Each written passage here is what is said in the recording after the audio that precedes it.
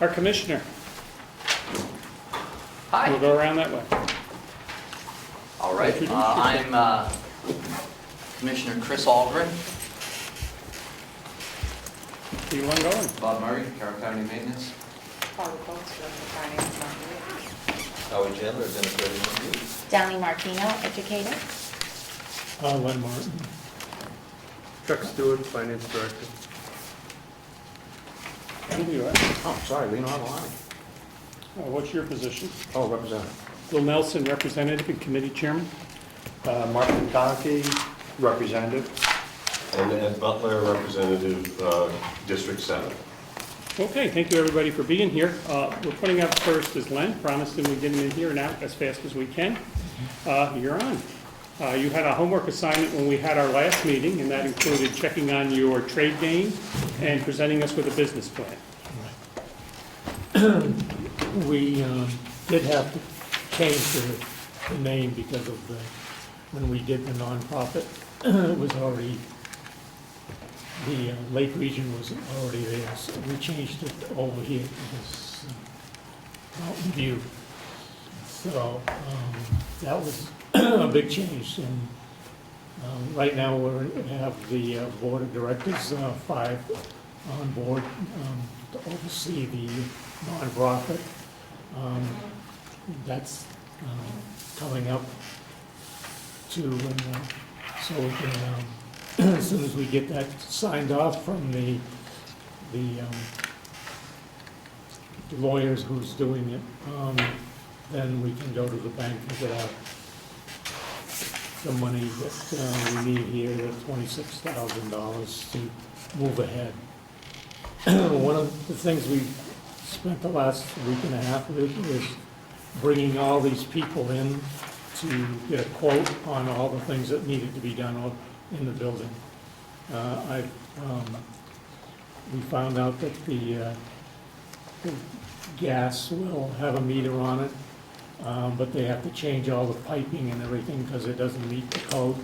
So they've put in about $2,200 to do that work when the time comes. The meters will go into for the electrical and the hot water too, and the gas. So there'll be 3 meters working down there when we get that going. We're also have some help coming in as soon as possible to help Bob down here with removing all the things that he had that are in the kitchen area so we can start cleaning it up. I have some friends of mine, there's 21 of them, and they'll spend the day helping with the moving and getting the area cleaned up a little bit more. And again, the positive thing is, with some of the things, is as soon as we have the lease, we're not going to be able to get money from the bank without the lease. So, because it all has to tie in to the nonprofit. So,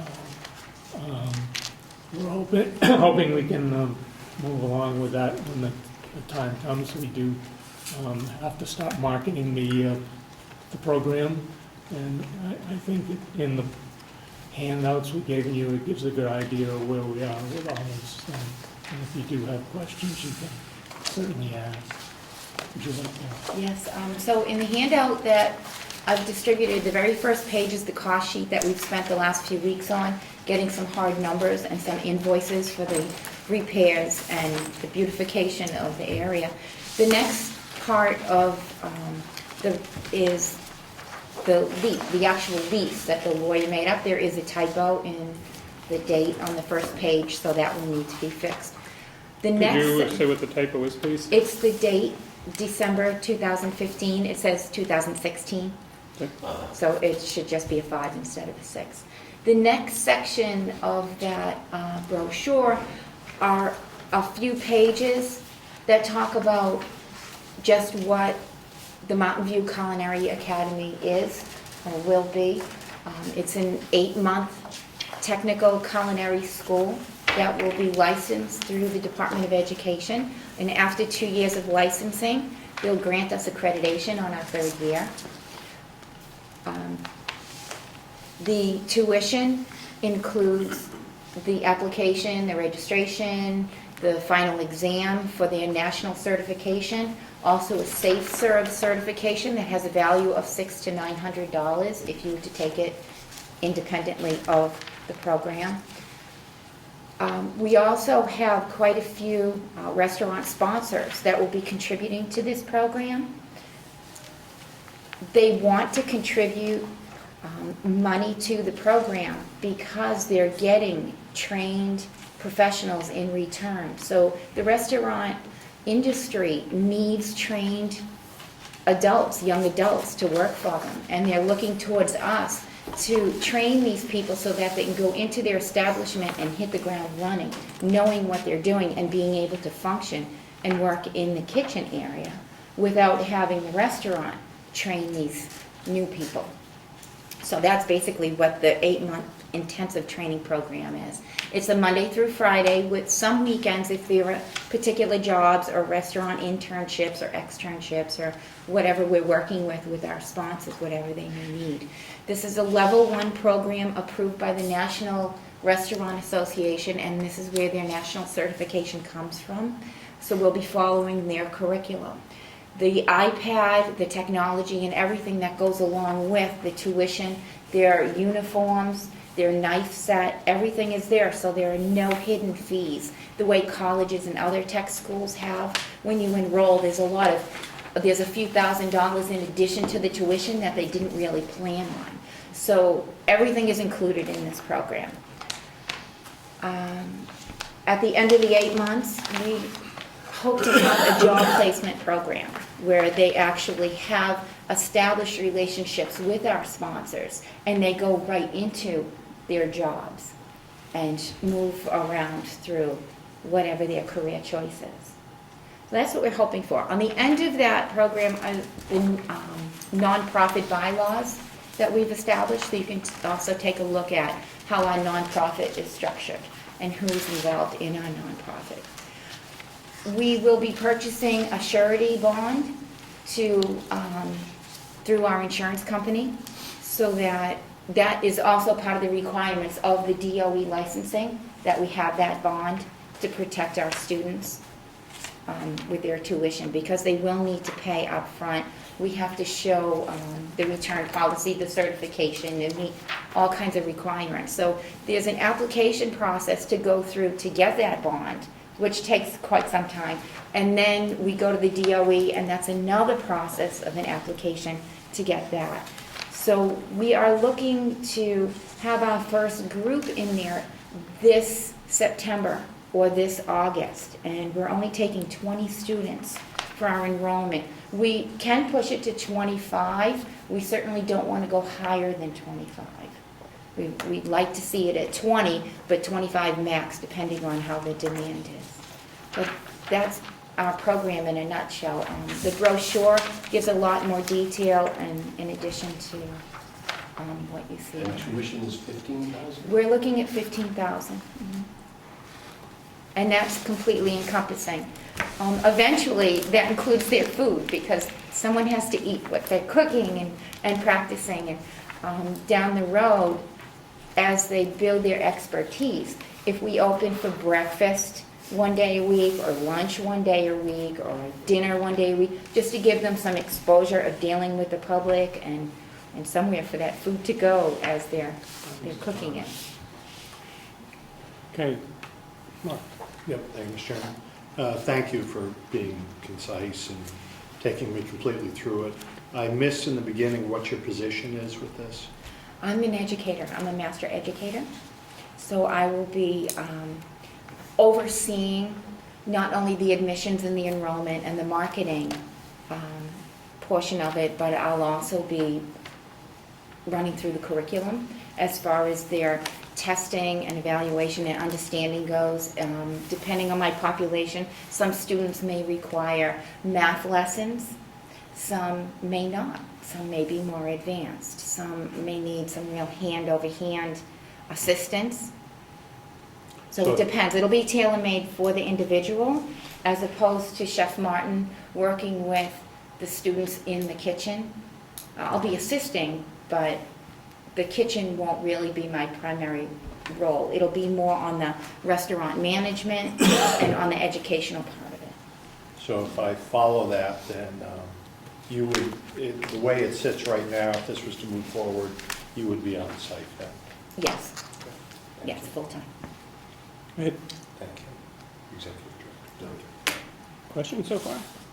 A couple. Go ahead. On the cash flow, if you take 20 students, you're only going to have 3,000 in tuition, 300,000 in tuition, With 20, right. 20 students. Right, we cap at 25. Yep, that would give you your 375. Mhm. There's no line for utilities, food costs, or hardware if you're going to buy the knife sets or any other pots and pans or whatnot for the first year.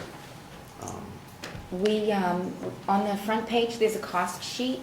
We, instead of itemizing each item, we kind of group that together. The knife set cost about $300. The uniforms, very similar to that once the embroidery is done. They will need a few of those uniforms. So there are various incidentals that we kind of group together in one cost. We didn't really have a hard number for what our utility bill would be. Not having, being a new business, it was hard to get that number. So we were looking at just getting our separate meters in and taking it from there. And when we get our sponsors, we think that getting 60 sponsors at $500 a piece is not unreasonable for the whole state of New Hampshire. So we feel like we'll have plenty of funds there to be able to offer each student at least a $1,000 scholarship.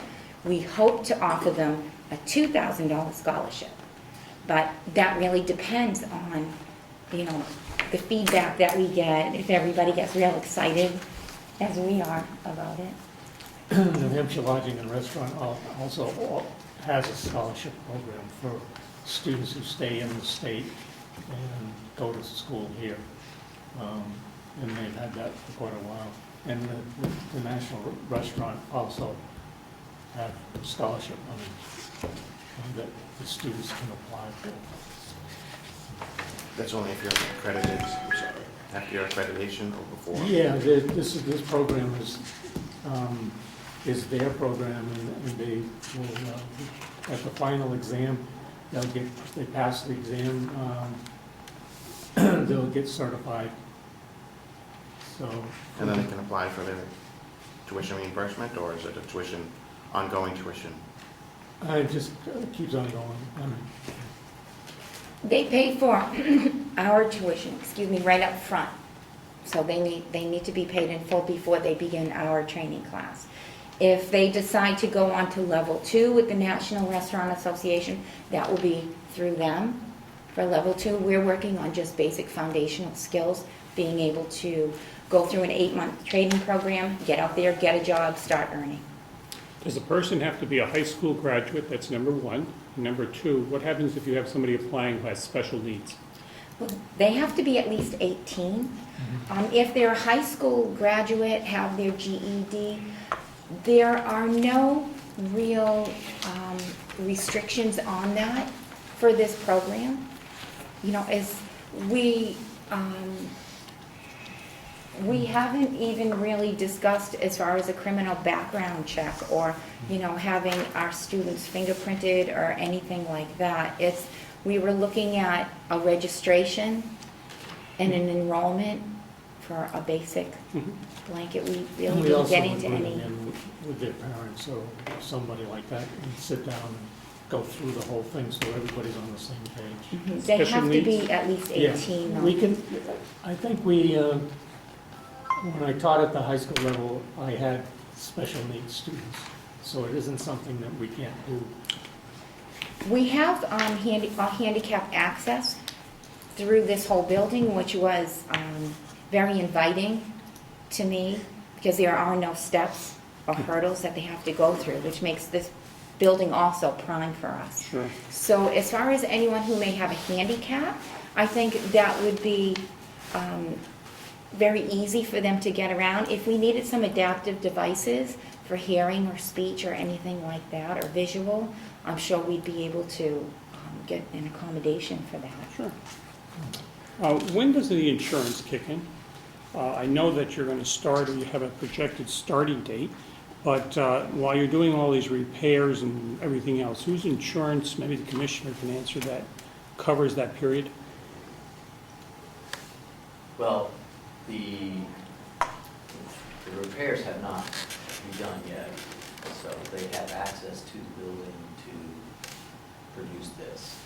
But if people get injured while doing this, the building, heaven forbid, blows up, who? I think the new insurance needs to start immediately, as soon as you reach terms.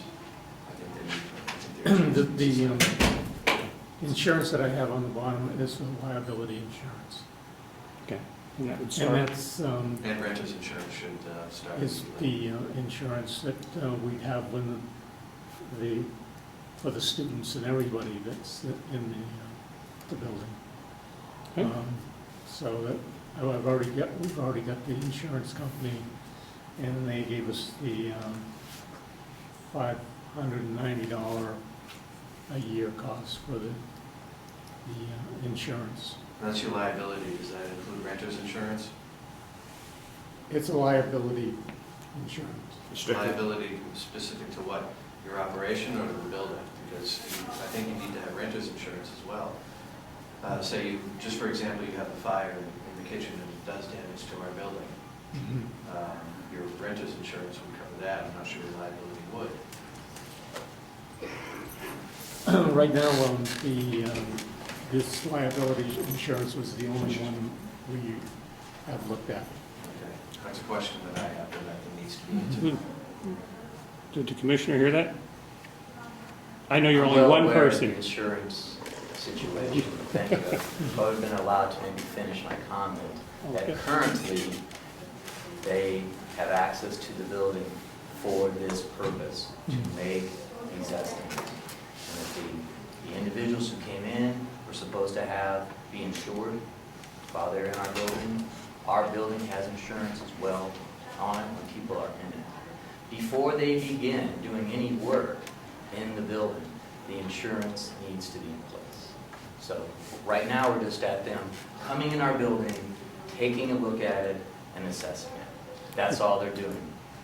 So before that moves forward, then they need to have a more stable insurance in place beyond, what's going on.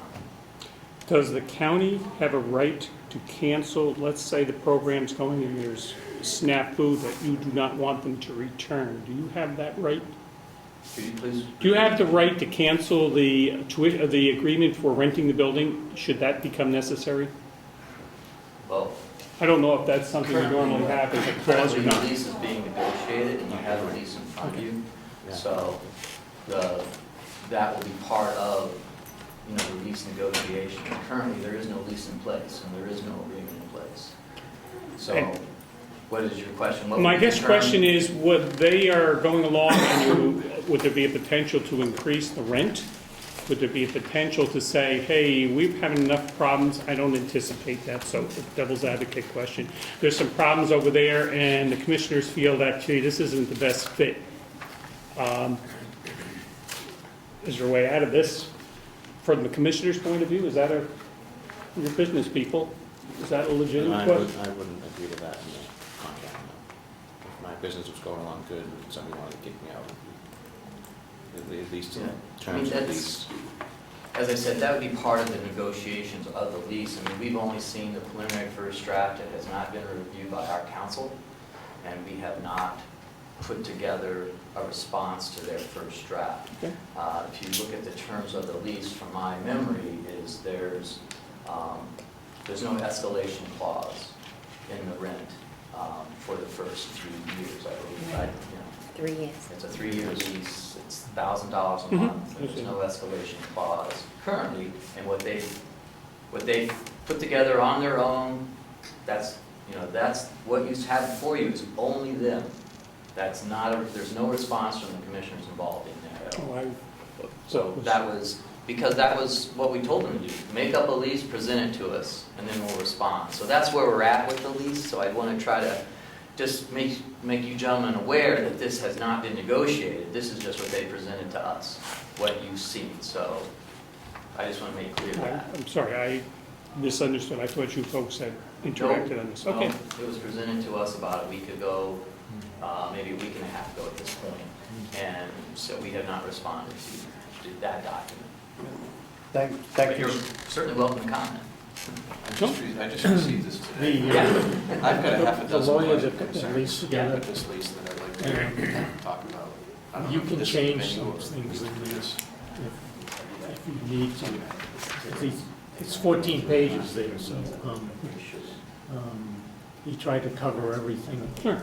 And again, I think I would have to say that as we go forward with this program, it's going to grow, and it's not going to stay.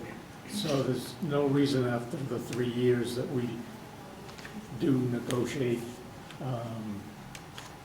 increasing the rent. Thank you, Mr. Chairman. I want to say, first off, I'm very encouraged by the presentation today. I'm very encouraged to have support staff here, administrator, and all of that. I'm very pleased with the direction we've taken in this meeting. And I believe I heard a side conversation with Bob and the commissioner that I don't know how much further we can go here, because I think Bob has a lot of details that he'd like to go through. My question before I heard that was that the $1,000, part of our agreement from the beginning was that this operation would pay for itself, pay for its utilities and so forth, which it appears they have under control. My concern is when I look through here, the exterior of the building and all maintenance and, you know, snow removal and everything else is our responsibility.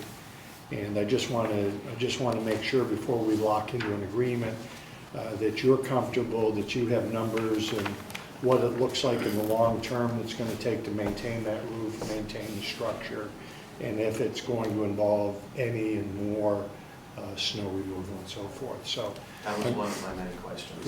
yeah, and I'm sure you have many more, but I don't know, you know, I'm very happy with where we are at this point, but I don't know how much further we can go. You done to Bob? You have a problem? Ed? Please. I see you have charitable foundation money for the first 4 years. What kind of encouragement do you have that that money would be available? I've been working with the group in Concord, and they do that charitable type of thing. They only do 3 a year, so you apply for whatever they give you, and then in the next year you can reapply again, because and one of the positive things that they thought is here you are wanting to help the industry with the problem they have, and they were really positive about giving us some grant money for that. And they also told me that we could apply every year for the first 3 years. Because we're going to grow and we're going to change a lot of different things. You might want to change that just to grant funding, because there's probably other sources as well. Yeah. And in terms of student loans, you may be able to give scholarships for each student for $1,000 or $2,000, but with the definition of the program in the first few years before it becomes certified or whatever the term is, will students qualify for traditional student loans? I'm not really sure how we would be able to offer like FAFSA or financial aid because we are not a college and we are not accredited at this time. So it's more of a tech school where you have to pay up front and then attend. And then the surety loan, the surety bond, if, you know, anything goes south, like in the worst case scenario, then the students are guaranteed to get their tuition money refunded to them. So I think it So would as far be- as financial aid, we don't have that in place. All right, I think And it I would don't be know. useful to have some sense of that. You know, the students that you are looking at attracting are not necessarily going to be able to pull $12,000 out of their pocket or their parents' pocket or their grandparents' pocket. So I would, just in terms of, you know, security for the program, want to know how the funding is going to be and whether or not there are programs that are similar that have survived in that same situation. In my marketing research, I haven't found any other programs out there that have a tech training situation. They're more like culinary colleges that are 2- and 3-year programs. And they're thousands of dollars, and they do offer financial aid. Right. And when they finish the program, the students look at these enormous Okay.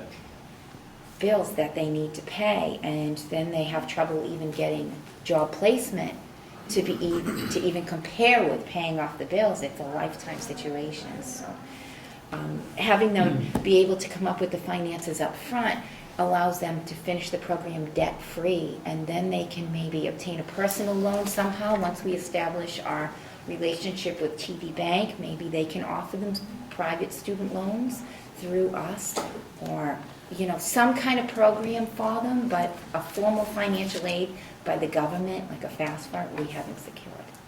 Okay. And that would worry me if I were on the board. We covered these first because that was where the money had to go in the beginning to get everything, all those things. And before we have the state come and do evaluation, we have to get it all up and running.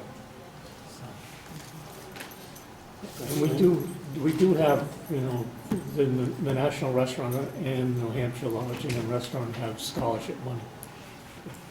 They want the student to stay in the state, not go to CIA or any place like that. I don't know how high school, some of the high schools offer scholarships, but I don't know if they would under non-credited situation or not. Yes, sir. Are you gonna have private, are you gonna require the students to have private medical insurance? We haven't got that far. I mean, I believe they have to, by law, have their own insurance. From what I understand with insurance, is you're on your parents' insurance until you're 25 or 26 years old. You can. So as far as that goes, we're hoping that we can keep them through their parents. Now, if we run into an older response where the people that want to join our tech school are older, we're hoping they will have their own insurance, but we really don't know until we start our enrollment and see what population is really interested in us. So we are not in a situation to provide health insurance for our students. One more. Sure. How would you handle a student getting injured? Do we have liability insurance? Would it specifically cover student injury? Because I know there's a... They didn't underwrite us to give us a policy. They just gave us a quick, a blanket quote. That's a it's pretty kind good of quote. like everything on here is quotes. Yeah. And how about workman's comp? Well, when they go out to restaurants to do their internship, they will be under the establishment's workman's comp because they'll be at their location. As far as being in school, it's not a working capacity, it's a training educational program. Workman's comp, I mean, teachers, trainers. Oh, for us, as employees, stuff like that. employees. Yeah, there was another. Through the nonprofit, we don't have any insurance set up.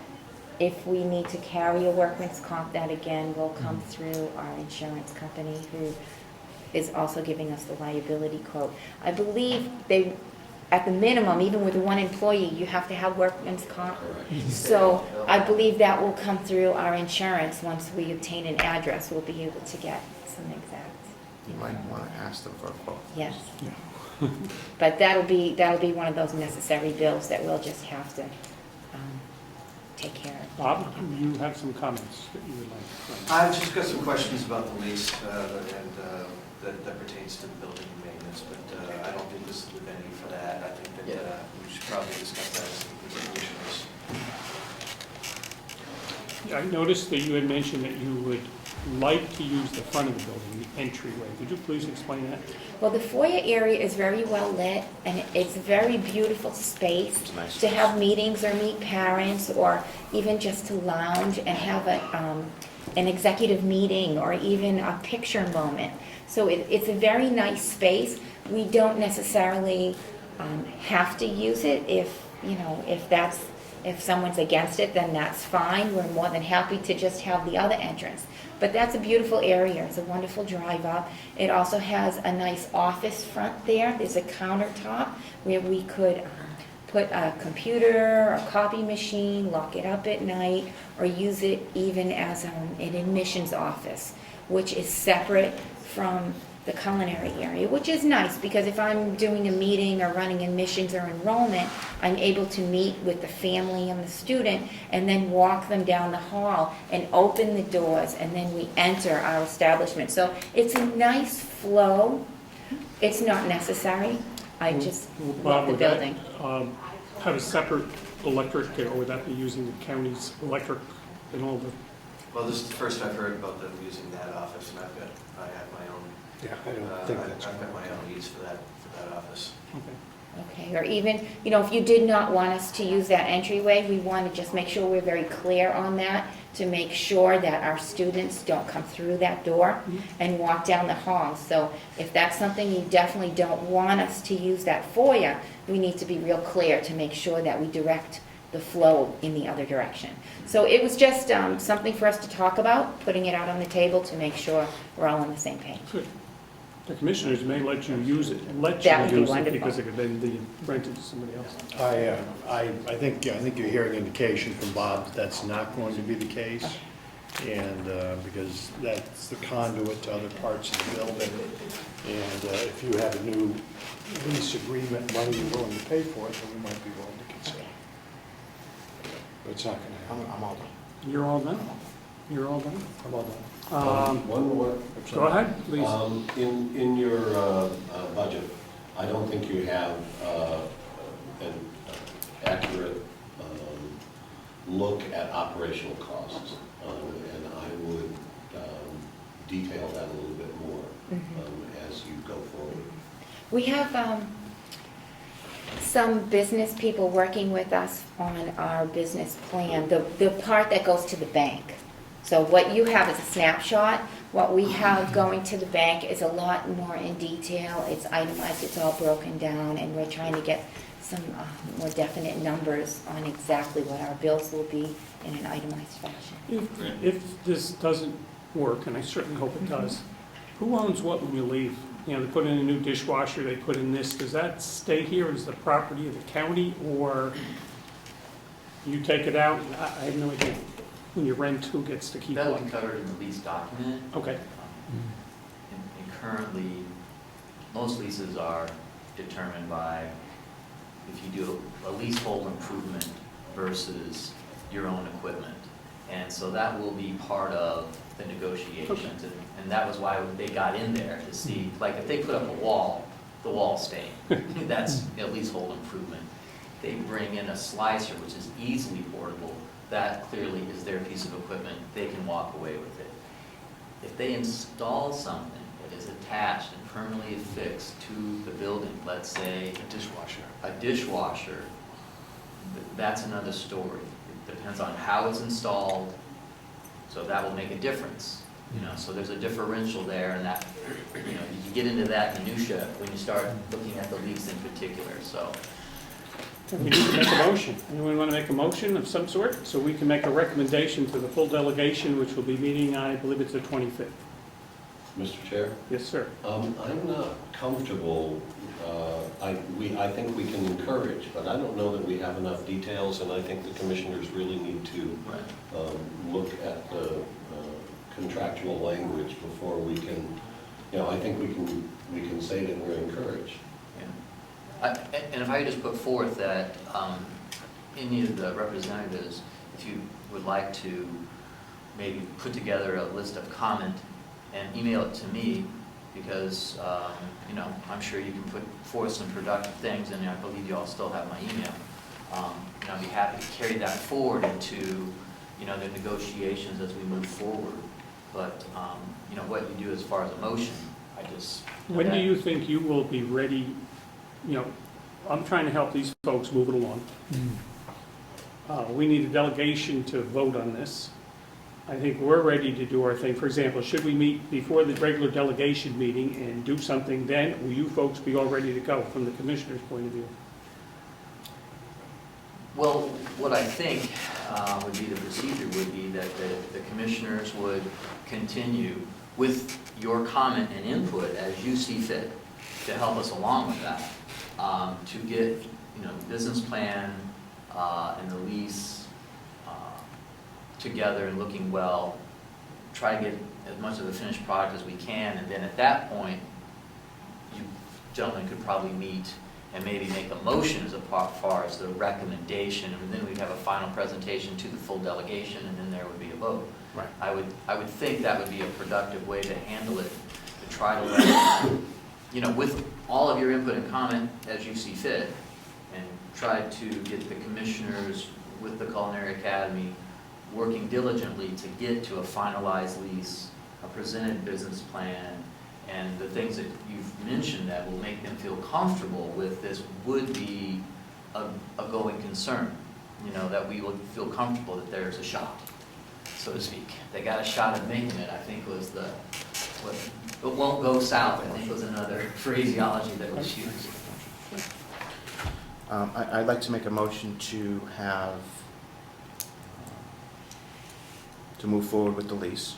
1, 2, to have our input, somewhat of an input into the lease process, and 3, that we meet fairly soon after the lease has been approved by the commissioners to make our final recommendation. Second that. Any comments, Ed? You comfortable with that? Okay. All those in favor say aye. Aye.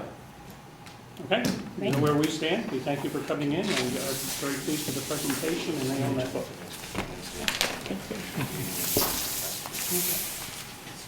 We have a copy for our Wow. future, so we don't have to Yeah, come back you and can keep those. Okay, we have enough. That's our issue. Okay. You need one more, if you have one more? You have one, you have one? Okay, yeah, that's going. Steal that. Okay, you have one for the file? Need to steal somebody else's. Well, you must have this as an email, don't you? Sorry? Do you have it as an email that Yes. could be sent to the chairman? And I'll take mine digital. That's Okay. fine. All righty. The whole I package. thank you very much, and let's proceed. How do you want to, what order do you want to go in that helps you with your employees so they're not sitting here or we're not wasting time and money? Yeah, well, Bob and Rob are here, so I'd like to do those first, and then I know Lori wants to come in to do I nursing. don't know what we did, but they're all in Now, they're all here. gone. Never They'll be mind. back in a minute. Yeah, so the start, and then I think the other. Looking good, Len. Really. You're looking good, making progress here.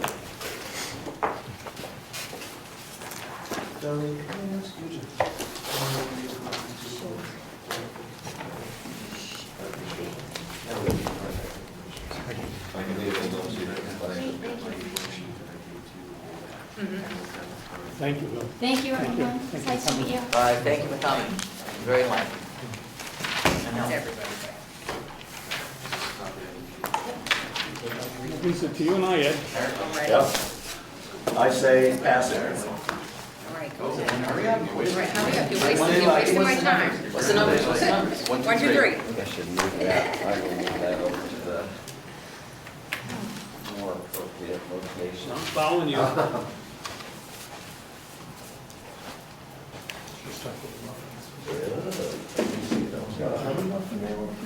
They're The scones. grand. Yeah, they're delicious. Okay. You're on. Our goal today is to get, we have to leave by 4, is it 4:30 yet? Noon. Noon? Huh? Good. I like it. Thank you. I'm with you. I'm with All right, soon as we can. All right, let's go. Commissioner Algren will be right back. Okay. We're hoping to streamline the thing from last year.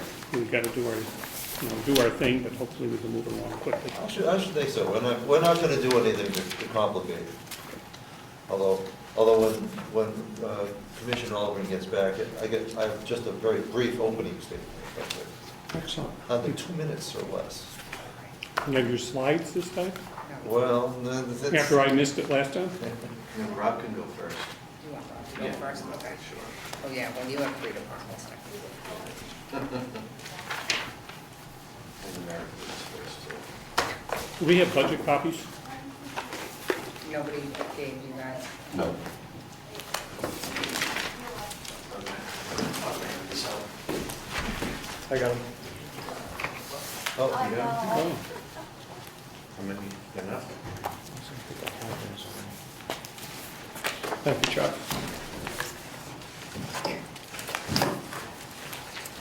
Are you happy with what they said? I should have said that before. I apologize to you. You're a big player in this, and I do apologize. I didn't do anything, I didn't. I have one, but, it's level of updating this is. Oh, great. Mine's dated 12. It's handy for Coming not- in. Oh, that's it. Oh, the most updated one is 12/3. That's what I have. I have What page are we starting on? Well, maybe, Well, I'm going to defer to Paul on that, but well, What page are we starting on? this would be page 2. We're gonna do dietary first. Okay? if I could do my little opening meeting Oh, before that. absolutely. And then I just want to bring to your attention 2 general things that are happening. And the first is that over the last 3 years, our budget has been essentially flat. We haven't added positions, programs. The only increases have been non-discretionary, those that the county has approved, largely for pay increases and also for other expenses we don't control, like insurance and the like. So we've done exceedingly well, and we're not looking for any, this year, any non-discretionary increases either. So that it's been a challenging time. Staff, supervisors to a one have been essentially looking to find ways to do more with less. Now, speaking to the more with less part, what we're seeing with new admissions and the challenge for new admissions is that it's our goal to increase our skilled admissions. We've made a number of changes that are going to make that happen, beginning with the change of medical director in the process. We've since implemented a system where we now have a 24-hour return on referrals. We're ready and prepared to do weekend admissions. I'm not sure that all of you see our census posting that's really right outside the office, but you'll see today, as it has been virtually all this month and much of December, we've been at full capacity. We're at 103 residents, 5 skilled. We're doing very well. Now, what happens with that is that we've also, in order to also to be ready for new admissions, we've also had to increase our competencies. In order to get those skilled admissions, we have to take more complicated admissions. So Lori has already arranged and sent out 2 of our staff, kind of a train-to-train session, to be able to do IV therapies. And we have since received our first resident with IV therapy. It's more complicated. We're not increasing staff, but we're educating staff and training more and more staff to do more things.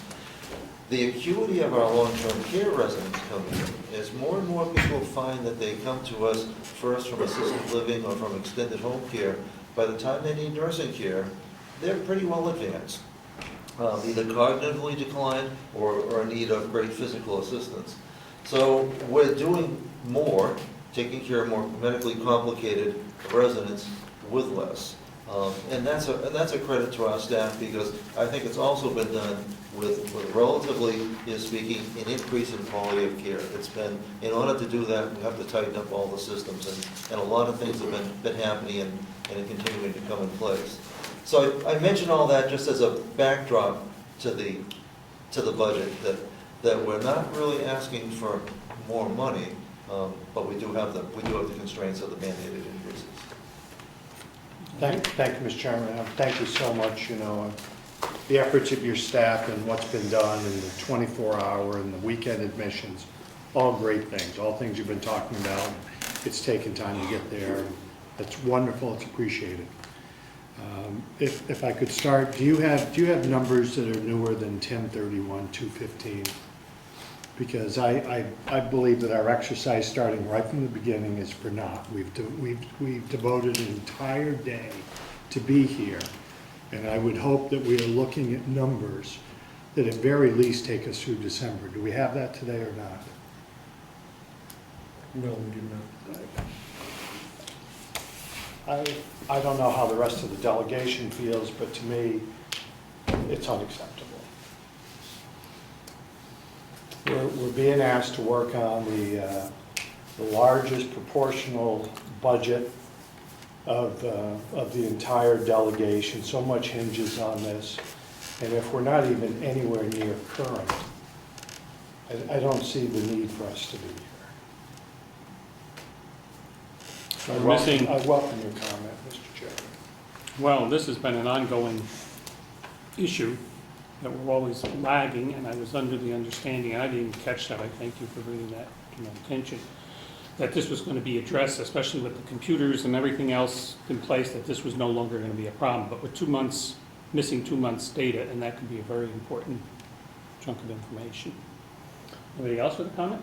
And I don't blame the nursing, for that. I just, I apologize for that. Chuck, do you have any comment, or? Yeah, we're working currently very hard to get that data available, but the end of the year is very difficult, and we don't want to make the mistake of putting out data that isn't 100% correct. At this point in the year, we do a lot of adjustments, a lot of corrections to make sure that our 12/31 numbers are absolutely correct. So we are working very hard doing that, and I expect to have it shortly. Shortly, roughly a week, 2 weeks, what is? My target is February 1st to have everything in place and know what our numbers are, not only for this process, but also for our new auditors. So I'm under the gun to get this done from both angles. Ed? Please. So, our fiscal year is the annual 12/31, is that correct? I'm sorry, Our fiscal year ends 12/31. 12/31, okay. And is it possible to close out November? Is November closed out? In essence, it is, but there's a lot of overlap, and I'm just, as I said, I'm hesitant to put out numbers and then have to go back to you and say, well, they weren't correct. We're still making corrections. Mr. Chair? Yes. And Howie, in terms of discussing what you want and what your sense is of the operational numbers, is it something that we can discuss now? It is, because we went forward with a operating supposition that there wasn't going to be an increase in discretionary spending. And so that regardless of and we have confidence what the last two months are going to be. In fact, in some cases can be or optimistic relative to revenue part.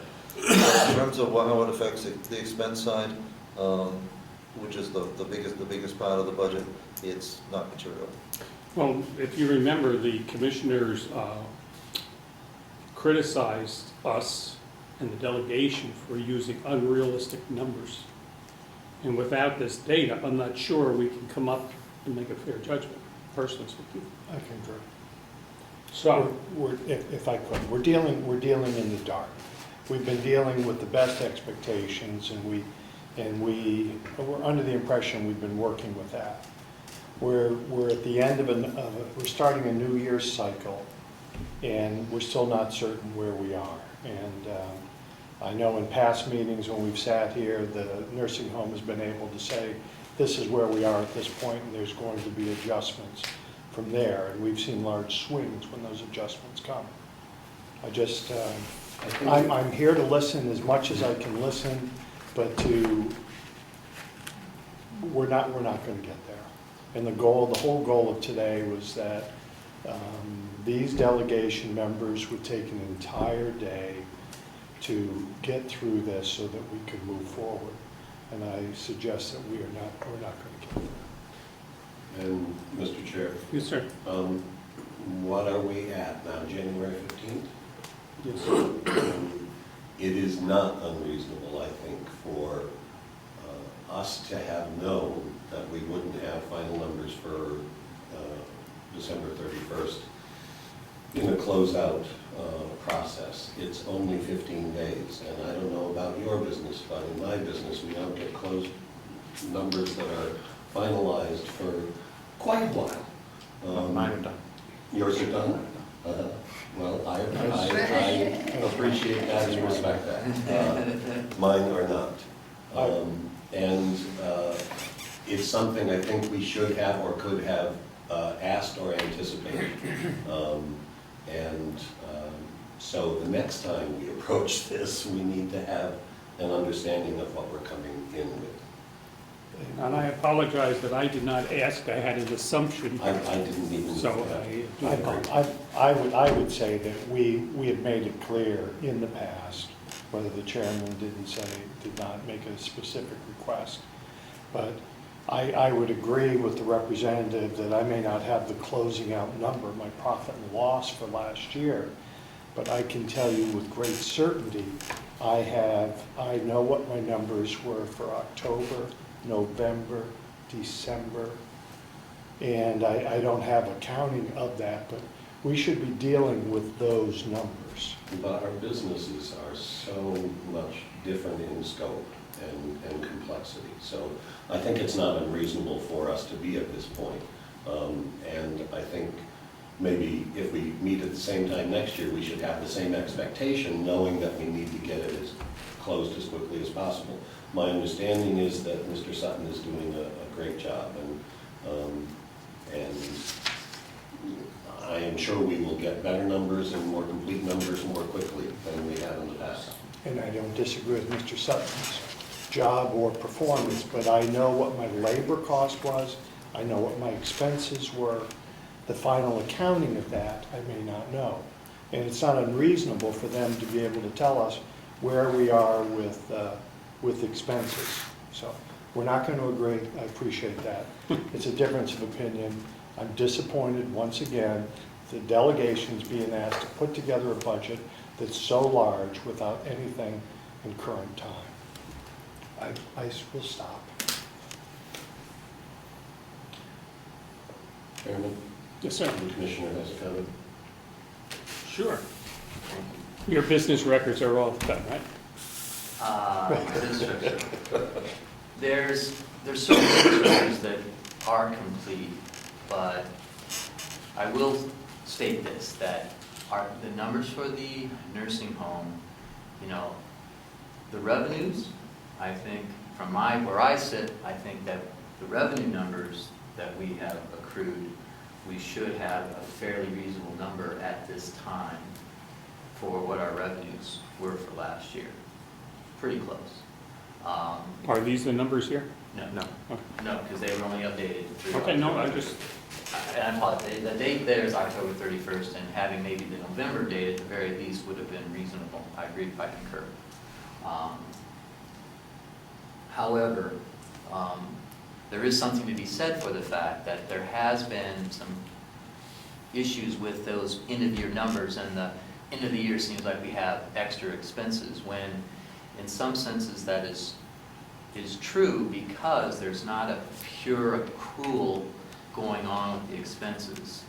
And like, for instance, say our electric bill from December probably only hit the mailbox 4 days ago. So we're getting expenses, the deliveries we receive for food the last week of December, they're just being compiled and being put in. So the processing is always, on the expenses, is always a couple weeks behind. And what we actually incur in the numbers that we see is that half of I'm just gonna say half of January is, what we book half of January is only in the last half of January is the first half of the month's expenses. So we don't do our month closing line is not as strict during the course of the year as it is at the end of the year. At the end of the year, in our year end, and when we're delivering numbers to be published for, our financial records, those numbers are under stricter guidelines than the monthly numbers. So that's why it's going to take a little longer and what Chuck is trying to do is not understate some projected expenses. He wants to give you some numbers that are solid. They are the solid numbers. And I believe if he was aware that you were expecting to see solid numbers by this date, he would have told you that would be impossible to produce. I thought we had mentioned that a couple meetings, almost every one of our I don't meetings. disagree that the numbers should be updated, but those, and I think that's where the differential, he didn't want to show you numbers that he thought might be misleading, as opposed to, he has some updated numbers, obviously, since October 31st. They're working every day over there.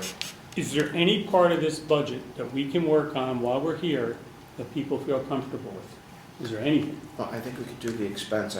I would suggest we stay away from the revenue. So we have We the don't final numbers, but we can definitely do the. I'm here, Mr. Chairman, let's move forward. Okay, we're good. Let's get done what we can get done. Okay? And I'm sorry, Mr. Chairman, when is the next delegation meeting? I believe it's the 30th. 30th?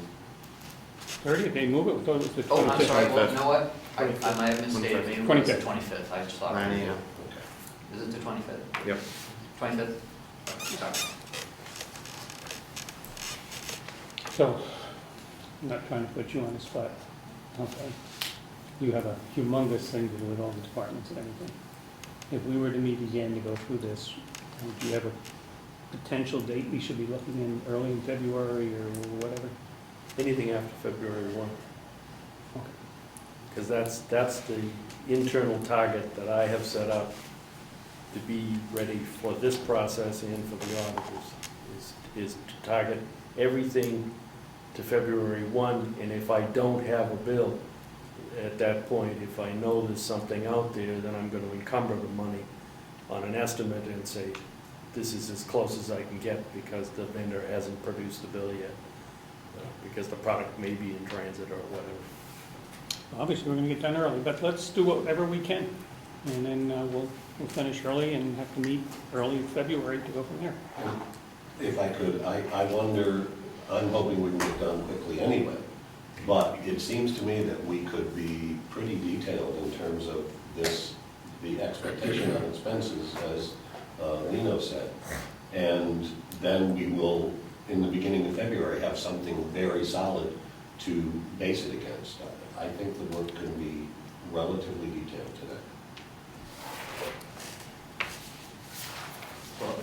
How would you know the income? I would think that would be just as hard as We the would stay expense. away from it. We would probably just do the expenses. I mean, expenses, if I meant to say. How would you know the expenses without that information? Well, we monitor our expenses virtually daily, so we know where we are, Okay, and we know we're obligated to finish up on the budget or to transfer where needed, so I think we have a good handle on where we are on expenses, and it has not affected our budgeted numbers in any case. I would say, I don't think we really budgeted that much more than last year. There's no huge increases that you look at and say, well, why are you asking for such a big increase? all right, let's save time. Let's start with page 2. Again, we are not going to finish this today. We're going to meet in February. Let's see what we can get done. It's a short meeting in February, hopefully.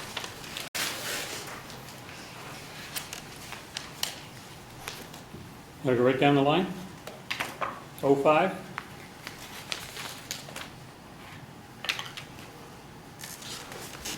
Yeah, we didn't change anything. We're asking for the same as we did last year in dietary. Like I said, there's not a whole lot of changes. If you notice, there's notations that we moved all the medical insurance, the workman's comp, the unemployment, dental, and health. All that is actually in the admin budget. So every department should actually show a decrease, except for administration, which will show a huge increase, because all that's been moved to us. Okay, so we have salaries. There's an increase here. That is due to pay raises, correct? Yes. Okay. We go to Social Security. That would relate to pay raises. Yes, sir. Yes. If I could go back to salary and pay increases, is that the anticipated 50 cent differential twice being delivered during the course of the year?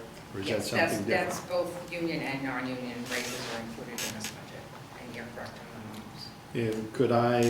Could I ask to be brought forward another time by Chuck, and I apologize for the informality of not using your last name, only because it escapes me, and I apologize. Stewart. I'll work on Well, it. I said Sutton, so. Yeah. And I turned around and used it again, so I'm not used to you being wrong yet. I figured it was an opportunity for somebody else to blame. Could you pull out a number for us and just highlight to me what that number is, not only under salaries, but under salaries, if you would, please? Does that, am I to believe that that's $10,000, the differential? Or is it, looks like it's $150,000?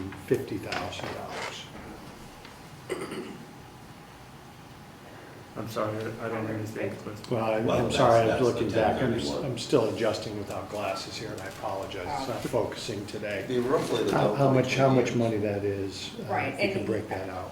And I think you also have to remember, and I'm not sure if you're aware, when we did the budget last year, there were no raises included. So this year, you're gonna see between what was budgeted last year and what we're asking for this year, looks like a lot more because there's 2 years worth of raises in here. Because the raises were not included in last year's budget because the union contract wasn't negotiated when we did the budget. So if that could be broken out So for us in it's- both those instances, so that we could see it and compare it. And a quick question, Mr. Chair. Yes, sir. There are no additional positions in this line, correct? Well, Not in dietary. We're in dietary. well, consultant, Well, that's not new. okay. I just said Okay. there It's was not a new increase there. position. It says dietitian 8 hours per week in the comments, so I just wasn't That's- clear what that was. Just because that's all the dietitian works is 8 hours a week. He is, Okay. It's not an asking- increase, no, not an increased position so just an increase in wage. in wages, yes. Sorry. Okay, the medical insurance has been explained. We go down to retirement expenses. They are down. That's what it's all a formula, so that's what it's coming down, that's what it's budgeted at, by people that are on retirement, but based on the number of people. Okay. Go down to the next one, workers' comp. That's moved. Move, that's right, all these are the move. I apologize. Education and conferences. Safe serve. Big question? Okay. Well, I'll ask Sure. a question. So 2014, we were at $1,400. I have no idea what was expended this year. It was in the budget for $36,500, and we're at $4,000. Explain to me why we're there. I'll leave that to Rob, that's your in-service line. Right. What do you have planned? Well, we have the ServSafe program that I'm offering to my dietary employees, both in-house and that line also covers some ServSafe training that I do over at Department of Corrections as well. It takes supplies just to order from ServSafe, the books, etc. So we did not expend a lot this year, but I do anticipate, an increase in ServSafe programs. Thank you, and I like the fact that you're working with the jail, and thank you for that. If there's a number that breaks out for that, that you can identify for what that cost is, then perhaps we could take that over to the jail side and add that to their education line, as opposed to the nursing home. So it's my understanding going forward, this is no longer a enterprise fund. And if that's the case, then in the past, we have left some expenses over here because it was easier to deal with and expense out, but that's no longer the case as I understand it. So let's get the true number where it needs to be. Comment. Yes, sir. Just remembering that our dietary department does provide food for the entire complex. So it's not just the nursing home, so. So maybe the Actually, different departments have to. Many times I serve more meals in corrections than I do in the nursing home. So the numbers that you see here are, providing services to two entities, plus the cafe. But you do billing? Yes, the bills doesn't show up here, however. The revenue is treated separately as revenue. Nor does the cafe income offset this. I keep track of it myself on a spreadsheet, but it has never come in as a line item as a credit to dietary services. It can't because it's a revenue. It doesn't show up on the expense side. It's an offset. So, Mr. Chair, to follow up on Representative McConkey's question, so should we be breaking out dietary time to different pieces of the budget, or is it just more sensible and efficient to keep it here? I think it's more efficient to keep it there because that's where the function happens. They produce food, they sell some to the cafe, they sell some to the jail, and they sell some to us in administration as we walk over and pick it up. So it's an internal operation. It shows up as revenue on the revenue side. I'm most comfortable keeping it there the way it is, keeping it simple. It's easier to charge by the meal than the cost of the time and the materials and everything else on an ongoing basis. So, the cafe is a sale, and we're charging literally by the meal to the House of Corrections. They have a full house, they pay more. They have a small house, they pay less. I was just asking if Rob is doing Safe Serve program with the jail, and if there were expenses associated with that, whether that be books or education. Just the materials, exactly. Just, we'll get it out of there, we'll charge it where it needs to be. It's like 145. Yeah. Thank you. Medicare, that's self-explanatory. Consultant, That's the dietitian. dietitian. Okay. The contracted services, On the dietitian, the cost is going up significantly. I can address that. Sure. Our dietitian is a consultant that works 8 hours per week. We have had a rate of $35 per hour for at least 15 years, for at least 12 that I know since I've been here. I had to increase it, and we're still well below the recognized cost per hour for a registered dietitian. So I went from 35 to 45 to try to retain the professional that I have. We're very happy with her. And really for the number of residents that we have and the acuity of resident that we have that needs nutritional support, our 8 hours a week, she works her butt off. And even, is on call when needed, and we frequently, chat with her about issues that are related to medical conditions that we need nutrition support on. So it's a great value that we have. contracted services. I'm sorry. Just Follow-up. further question.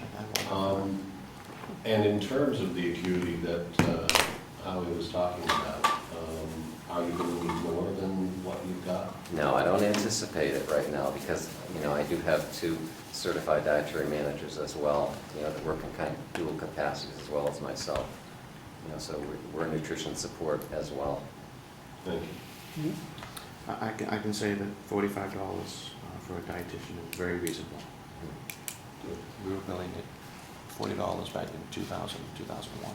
And I can tell you that 8 hours a week is at the lowest end of what we find. If you looked at any other nursing home or comparable size, they would typically be twice, and some would be 3 times that in terms of their food commitment. Contracted services. We're asking for the same as last year. Dues, license, subscriptions, everybody happy with that one? General operating supplies. That's everything other than food as the notation states. So it's really based on projected volume and what the inflationary index might be. Food is the same, any questions? A couple. Sure. I think it ties into the next two we're going to be discussing. Okay. Food from the farm Yeah. and uniform expenses. No, I'm sorry, not that one, these two. Okay. Have we resolved the removal of your food items from the farm? I think so. I'm not sure. I wasn't involved in anything other than the discussions that we've had. But if the $500, is the request, then yes, I think we have. Well, they took $7,500 out of your food budget. Yeah, those discussions, haven't discussed that any further than the last time we met. Well, we have a commissioner here, perhaps we could have that discussion? Or could I lead up to that? Sure, absolutely. Commissioner Algren, we had broke out last year the expense of food from the farm, what we would purchase from the farm, and we had budgeted that to be a $500 expense. And this last year, it's my understanding that the commissioners were very encouraging to the staff and to the facility to purchase anything and everything that came off the land. So where this person, and I believe at least one or two others of this delegation or of this subcommittee last year were under the impression that Rob would only be responsible for purchasing what he wanted, when he wanted, what he wanted, and the quantity, it would appear that the commissioners dumped another $6,000 plus of food onto this budget. My understanding is that the commissioners came back and said that it was a little unclear about that.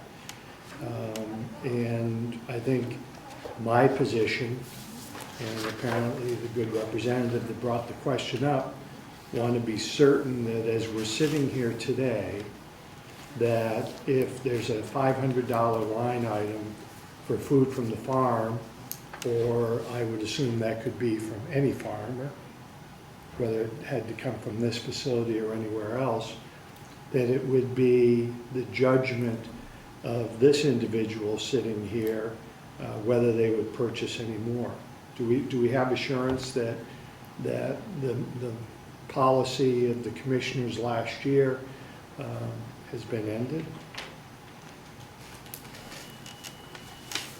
Well, I would say that that situation is in development.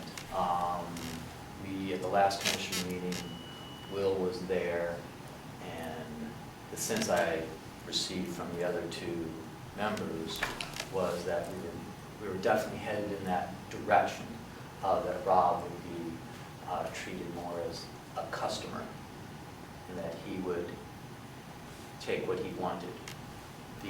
What also was discussed was the fact that we now have a greenhouse that was used last year because it was purchased because Cooperative Extension helped buy it, and they did an experiment. I'm going to say experiment. They did research, and now the greenhouse will be able to use. So there is a hope that we'll actually be able to, with delegation approval for, the funding of it, the hope is that they will be able to grow some produce in progression, so it won't be coming out all at once. They'll be actually, for about 6 weeks, they'll have, some crops coming out. But Will and Rob need to get together to find out what, an expected need might be, so he can produce what Rob wants. That is certainly my hope as a commissioner is how it will be handled. And that anything else that they wish to produce, we are considering working with some food banks to donate to them fresh produce, because those of you who may work with food banks realize that fresh produce is something they have an extremely difficult time receiving, and it's like gold to them. So that's a sense of what they're planning or hoping to do with the garden with So, delegation approval. Is that still part of your subcommittee and for you guys to talk about? thank you, Commissioner. So if I understand this correctly, the commissioners, and I would hope that we come up with a clear statement here today or in Go over there. February. Keep turning. We come up with a clear direction from this subcommittee as to, which I know we did last year, and so we will cement, I would hope that we'll cement what our proposal would be. But I guess I asked the commissioner, and perhaps you could speak on your thought or what the collective thoughts of the commissioners are. Do you feel it's the county's responsibility to have a farm, fertilize the fields, put the labor into it, so that we can turn around and donate food to the food bank?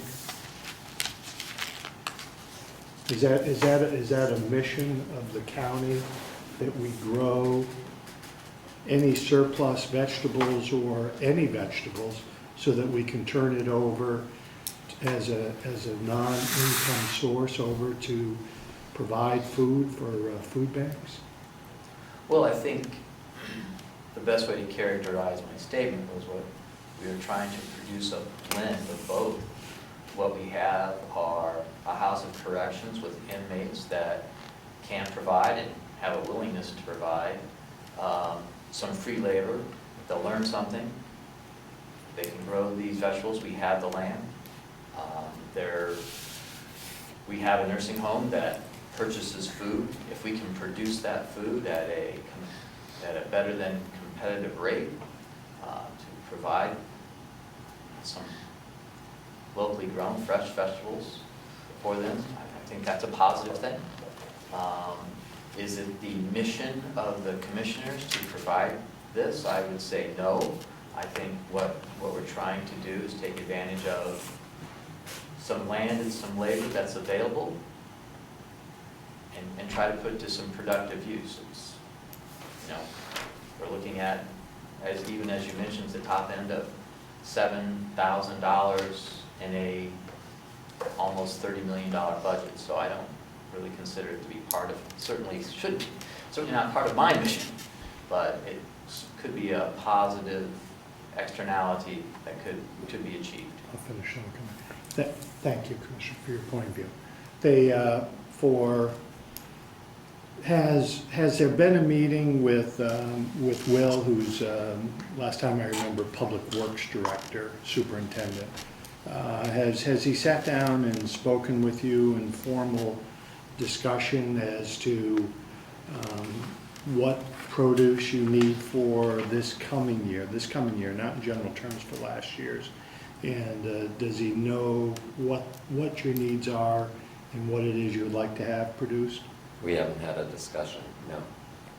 That was, as I might have mentioned during some other soliloquy, was that we just spoke with Will at the last commissioners meeting.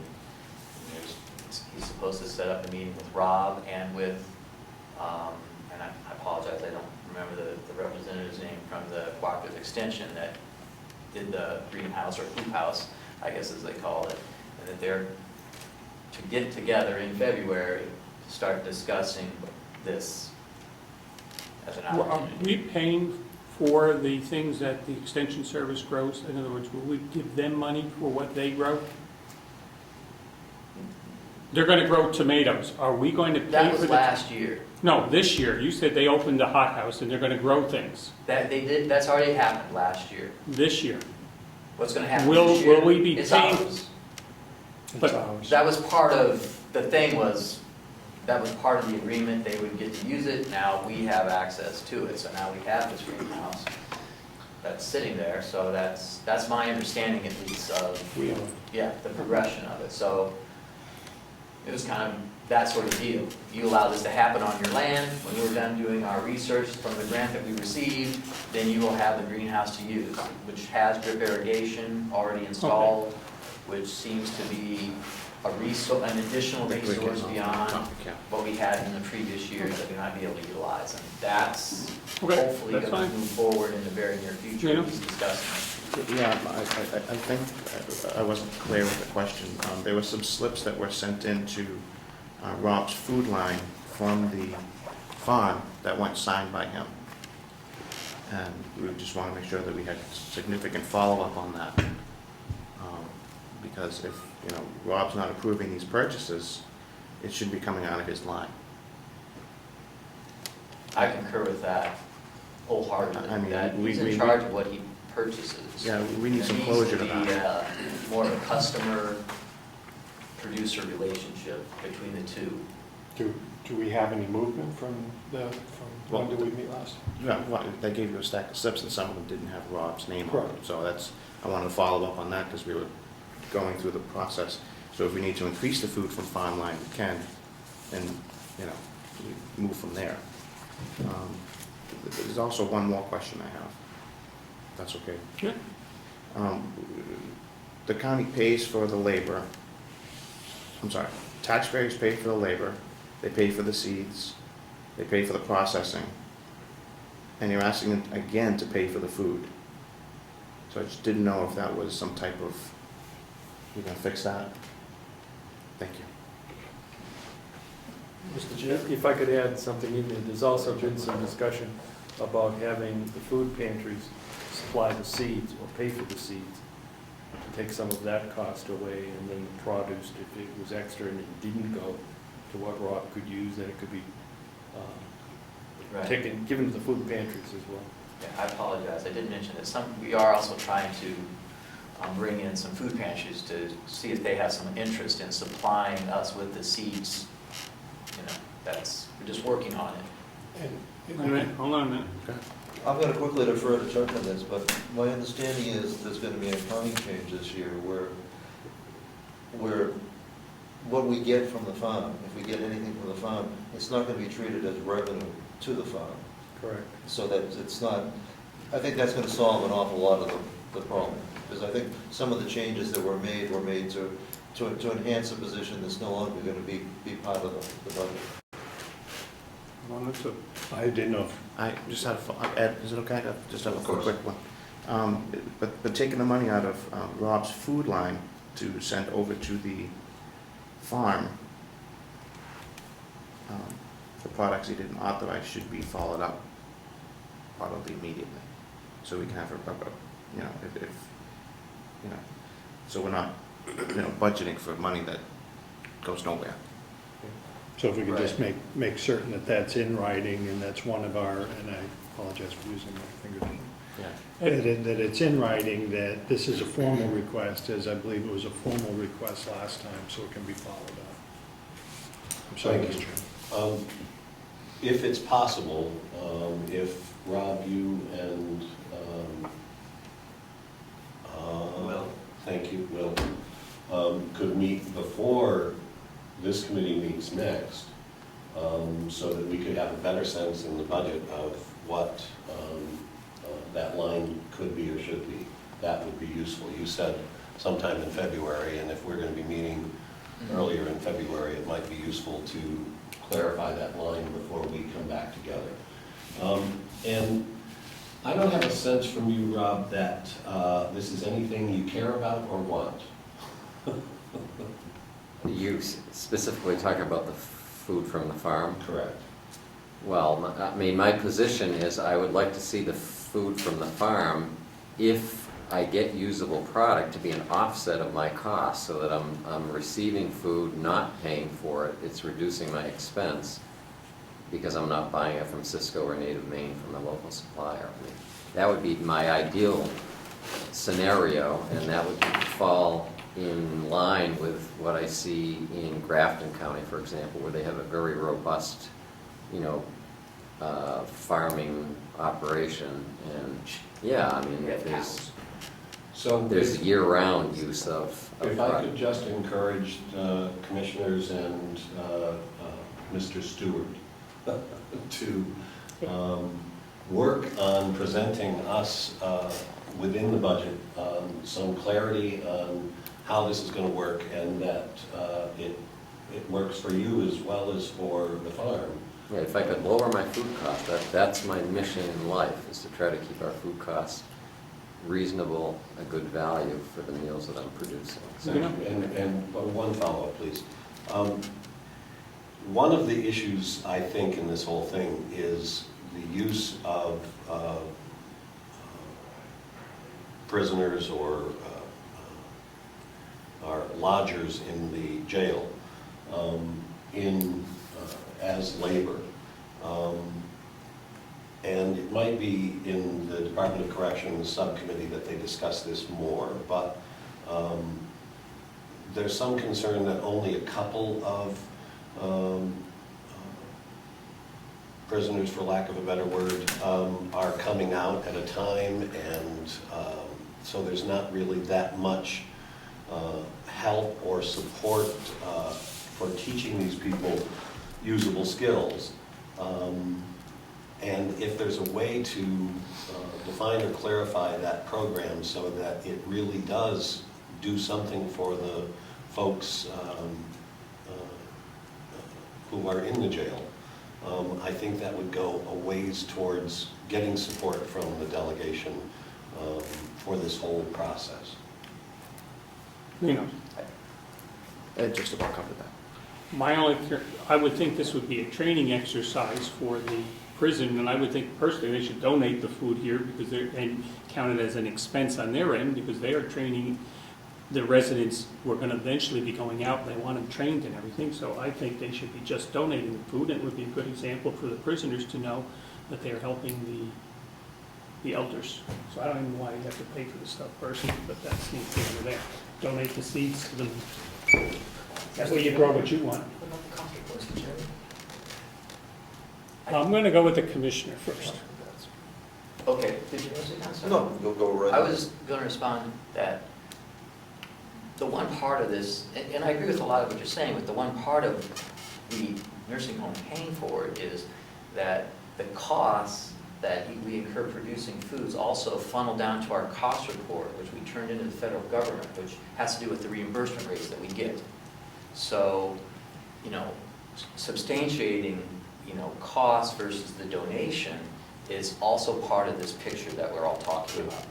Okay, so don't forget about the fact that we're producing, quote unquote, food that's nearly free, but it is being charged at the reasonable going rate and included in a cost report that ultimately funnels down to our reimbursement rates. So we need to, also realize that this is also part of the objective, is to reflect a true cost. Now the bottom line is that if it's costing next to nothing to produce the food, the cost to the county is next to nothing, no matter what number we designate for it on these budget, the expense versus revenue, because they're offset. And that's the part of the whole big picture that we need to try to keep in mind, that if it doesn't cost much to produce, it doesn't cost the nursing home or the county much to have. Well, I'm not sure. I think we're paying the going rate, but that's from Cisco. You're not paying a going rate, Yes, sir. you're paying yourself. I think that what we're having a problem with here is understanding, I think Rob alluded to it, is we have an expense, but it is not a cash expense. So it's protecting the cash flow of the county. So when it's $5,000 to the farm, it's a $5,000 expense, but we would have paid that to Cisco. But we're not writing out a check from the nursing home to the farm. So effectively, the county is saving $5,000 in cash flow. We're accounting for what our expense is. And maybe the farm is accounting for what their theoretical profit is, but the county is actually saving that $5,000 in cash flow, which is significant.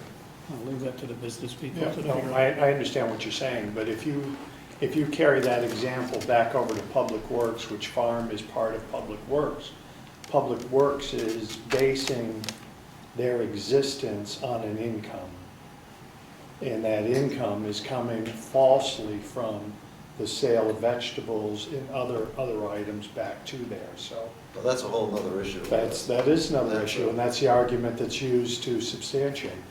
If you want to talk about farming and the possibility of that hothouse, greenhouse, whatever you want to call, and you want to limit, and that maybe that's the right ecology, the right physical plant to grow what possibly could be what's needed for here over a 4-month term, then I think all efforts should be enclosed down to that, and not fertilizing other fields and more labor costs. If I had a population that I have to maintain and watch the entire time, it would be a lot easier for me to watch that learning population, which if it's averaged, I believe, was 5.5 people a day that come out to work, and their average incarceration or stay at our inn is 45 days, then we should contain it to that building.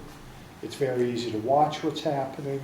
It's very easy to measure what's happening in there. We got plants growing, everything else. It's a nice environment. I would hope the commissioners would think of containing their operation to that hothouse over there. And then I think it would be a benefit. Okay, let's move on. And I also want to just interject that I believe that the price that Rob should designate the price of the product he's receiving, because he may have additional things he needs to do for cleaning that doesn't make it of the same value. And because that is a cost that he's incurring that isn't fair, and I agree with that. So the designation of the price of the value of what you're getting and what you're willing to pay for what you're getting, that should be all part of the matrix of what you get from the farm. Okay, let's move on Just if we one could. more- with- one more okay. statement. Yes, sir. Just so everybody knows that from the budgeted expense of $540,000, that the $7,500 for the food from the farm increases Rob's food cost by 1.4%. So that takes it from if you're running a nice number, automatically adding that without any value. Just so everybody's clear on that. You okay with that, Rob? Okay. We're going on to uniforms. No problem. We're moving on to propane. We can finally see some savings. We are moving on to equipment maintenance. And you have the list here. No panini machines listed, no. New equipment. Any problems with that? Did you replace pots that came up once before last year? You were going to replace It's a them? continuous, Okay. yeah. Did you get your new You keep cooking, you stuff? keep moving pots. If Rob didn't throw some in, All righty, what section do you wish to do next? Could I just ask Yes, sir. other thing? Did you get all that? For For, this past No, year's budget. well, start, Yes. hold on a minute, Mark has a What do you question. need? Please. I'm looking for a. I'm all set. I see it's a repair, it's not a new purchase. Okay, Well, if I could then, let me ask the question why under 097, food processor, repair, hot food serving table, utility carts, replacement pots, pans. We've been through that. We know that there's a shelf life and you need to replace those things. Why do we have repair of hot food serving table, or is that incorrect and that is not repair, but that's the addition of the hot food serving table? It's actually a part for one of our hot food serving counter in the kitchen. It's a Dynex product, and we have heated storage below, so we keep running the line and we refill that as we're running the line. But it was such an expensive repair that I'm not using it right now. It just seemed like I did not want to take it out of my existing repair for this past year, and I just rolled it into. Could I ask what's that expense ballpark? The part itself is $2,000. That's, So wouldn't we be better knowing that and moving that above into maintenance and repair and keeping it out of new equipment? So next year when we're looking at new equipment, equipment, we don't say, well, it was, you know, it's the same amount, but there's $2,000 built into it. It's such a big purchase, and that the salvage below is kind of the same thing. Those are what we use in the dish room instead of disposers. You know, it's a system that washes the food. So the waste. repairs be moved to repairs. Well, those two items, I mean, arguably, you could move that to, you know, If somebody could do that. parts and repair. Okay. Yeah. Yeah, that's good. We're all set, I guess. Any other questions? Thank you very much. You're welcome. Thanks, Ron. Thank you, Ron. All right, we're on page 4. Plant operations. Mr. Nursing? It says Page plant 3. Page 4. Page 4. He's on the 4. Okay. All right. Overtime. Salary. It's a contractual issue again. Social Security. What's the next one? We move the medical to administration. Retirement. We got more retiring here. I lost track where it, workman's comp, unemployment tax, dental insurance, profit or whatever, development and licensing, professional or whatever. Plumbing, gas license, continuing education, okay? Going on to the next one, Medicare. Nope, you have a question? Ed? No, I was not looking at the right line. Supplies. That's a big jump. Any reason? It's actually the same budget that I requested last year. That budget was reduced last year. So I'm asking for the same amount that I asked for last year. May I ask, Mr. Chairman, where we are? That should be a number that we have from, if Paula could update us where we are with that. Shouldn't be any adjustments for that. For end of year. Um, mean from On, March on, to sup- 31st? on supplies, where are you from November or December? December, okay, well, I can check with next door and see, because that's where I get mine. Okay. Uniforms. Cable TV service has offset revenue. Electric expenses. Heating expenses. Pellets. Mr. Lyons? Did price go down on pellets or just not using as many? Not using as many. You're still paying $245 a ton. I paid $269 and they were in bags. that blows my mind that you get truckloads of this stuff and you pay that much. $625 delivery charge for a 30-ton delivery. So what are So they? we're actually, I'm actually paying a lot less for the pellets. A lot less than the $245 a ton, but if you take the $625 and divide that by 30, that's your. What do the stores do that get them? If I go down to, I don't know, somewhere and they deliver them, I mean, you could have your inmates, not your inmates, the inmates opening the bags and pouring them in, we'd save money. No. But I'm only kidding. I'm only kidding, but you know what I mean. Just to give you, you burn pellets at home, you buy them by the ton. Yes. On a cold day, both of those boilers will burn 2 tons a day. Okay. So that's 100 bags We're gonna have to get them up early. that we'd have to Yeah, hike. Well, I'm just saying, it just seems that if a local hardware store can sell them for $259 or whatever the heck it is, and they must have a delivery charge involved, it just, to me, would seem would be cheaper. Apples and oranges. That was what? You're comparing apples and oranges. It's a totally different scenario. Okay. Just a quick question. Yes, sir. Do we need to burn pellets, Bob? Only for the sake of not letting the equipment sit idle for too long of a period of time, yes. We had this discussion before. We reduced the amount of pellets that we're going to burn substantially because propane, we're taking advantage of the low cost of propane right now. But we don't want to let that equipment sit. It's not good for it. So we're burning just enough to keep it going. Okay, Just, Protecting our investment.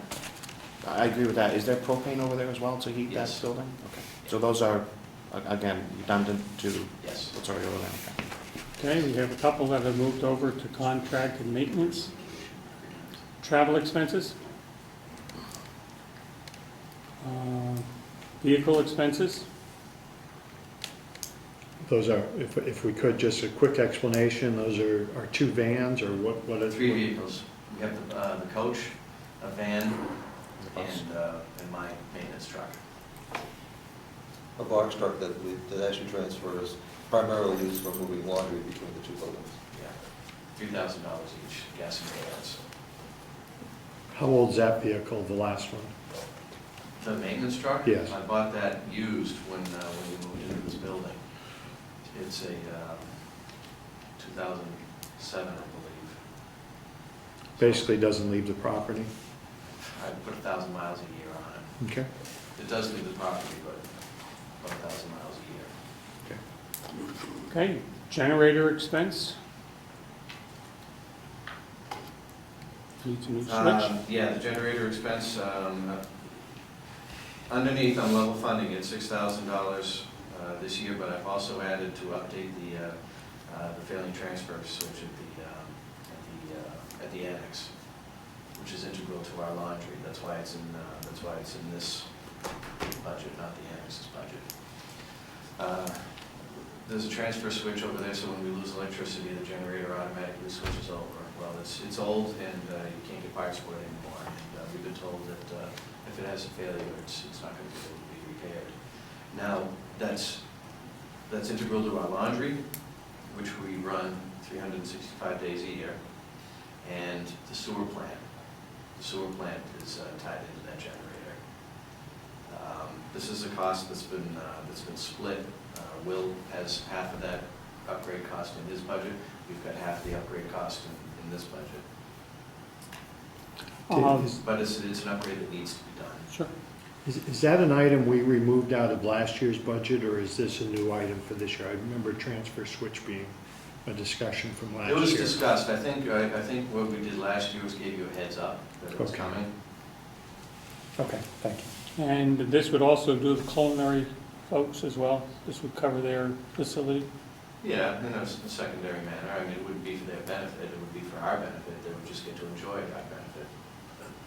Well, we'll keep the refrigeration going and everything else, so Yeah. they wouldn't have loss. Yeah. Excuse me, if I could just, is there, and how much of that money is that transfer switch that you just spoke of? About $10,000. So 5,000 of this is in your budget and 5,000 is in Public Works? Yes. And okay, so we'll have to look and see if that's under generator expense, because, It is. okay, I don't remember that discussion coming up. Yeah, you had it. It was very brief. It was discussed over there, thank you. And, Mr. Chair, if... Yes, sir. So 3,600 is the remainder of that line, and you've used, I guess, only 1,400 this year, so you're comfortable with that? Well, I haven't had any major failures this year. We got lucky. Last year we did, we got hit hard. So, barring that we didn't have any major failures in 2015, I'm happy with that. Okay. Contract, oh no, we missed a couple here. Care of grounds. Decrease. Any reason it's gone down that much? Took out, we used to pay the farm for plowing. There was a transfer, that's not in here anymore. Okay. If I could. Yes, Care sir. care of grounds means what? What are we doing for care of grounds? That does our waste management contract. Okay, that's, yeah, anything else? Nothing that, no, that's not right here. I mean, obviously, they're still doing the plowing and the mowing on our care grounds, we're just not paying for Is that a freebie or somebody else paying for it? We pay for it it. anyways. You guys just took that out, right? It's not revenue for the farm and it's not expense for us, is that correct? Part of the cleanup of false revenue. Okay. So should we look at a different title for that, 080 to be waste removal, solid waste removal, or something other than care of grounds? So we don't discuss it again next year? Well, it does include things like, that's listed here as parking lot signs, bark mulch. I mean, it's, We need to restripe the parking spaces. So it's but those are actual expense items. we could call it something else if you'd like. Yes, sir. Waste management, is that on the contract, or is that like waste management just because you're using the name waste management? Is that? No, it's the company, Waste Management, it's the contract we have for waste removal. We pay a portion and the jail pays a portion, right? And administration pays as well. Administration, it's split, the bill ends up getting split between all of. So it's kind of like a, We're the central They use trash central. collection Right. point. okay. Well, there's so much cost for just having a dumpster on site, it saves the county quite a bit by consolidating it. Yep, and when is that contract up? I don't have it in front of me, it's in another folder. Okay. We're gonna look at that though, because, Oh, we're always looking at it. Okay, building. You have to watch those contracts like a hawk, because they go up very rapidly if you're not watching.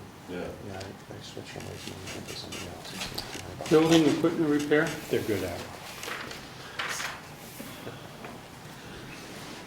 Yeah, it's up a little bit, but we've got a lot of small items that we have to do this year. We have to upgrade our HVAC control system. $16,000. We have to install a couple of timers on our resident cooktops. I've got a loading dock leveler that was damaged by impact that I need to replace.